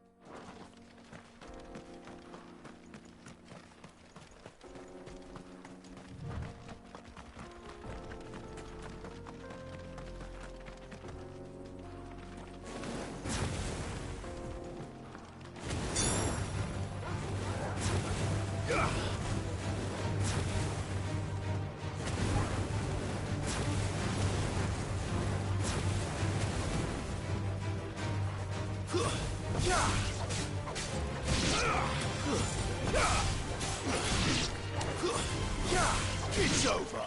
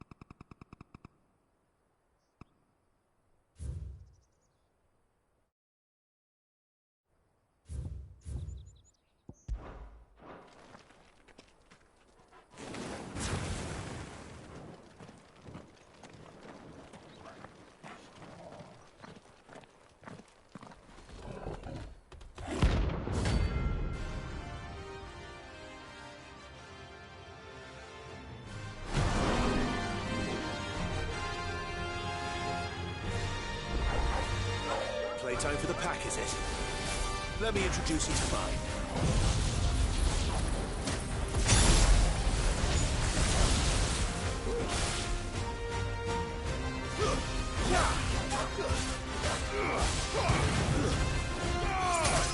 It's over.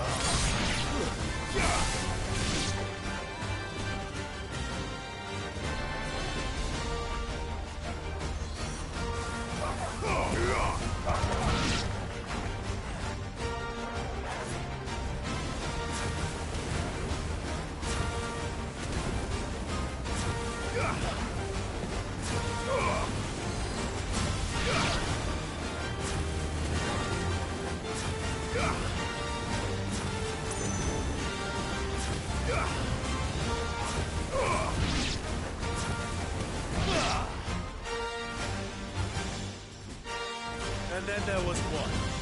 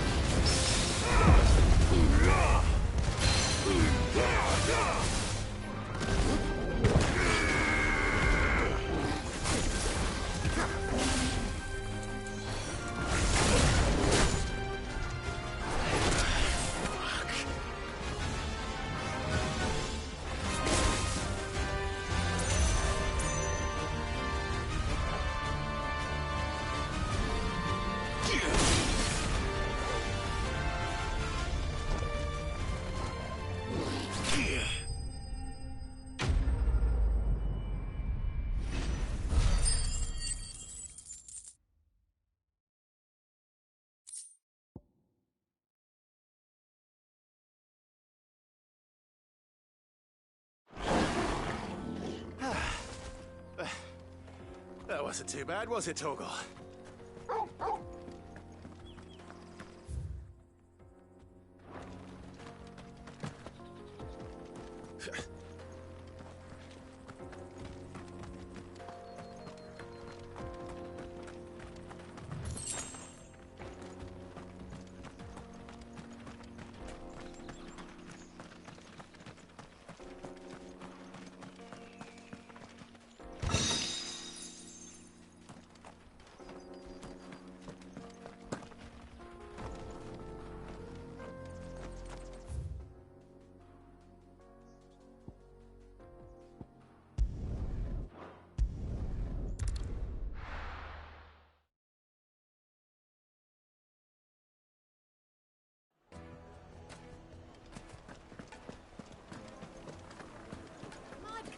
The most fragrant herbs and fresh bread, warm from the oven.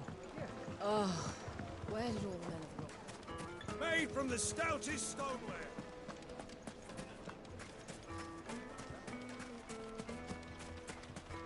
No, I'm telling you, it's gone. I saw the creature.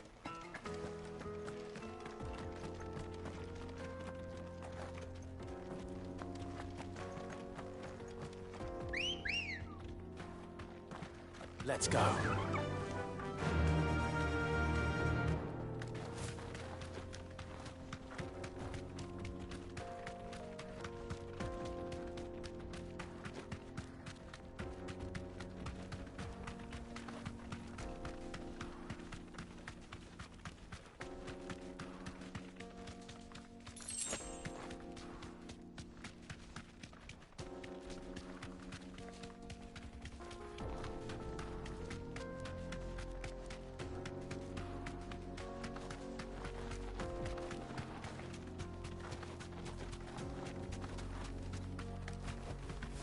Thanks, girl.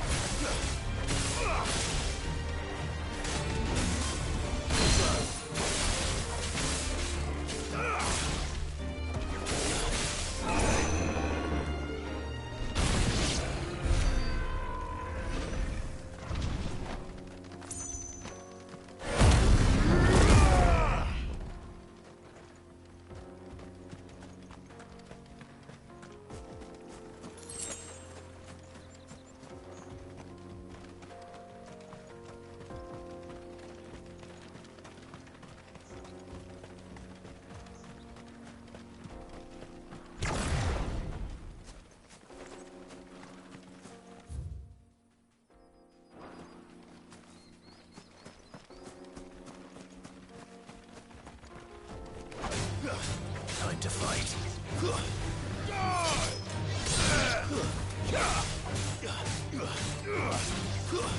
Stay down!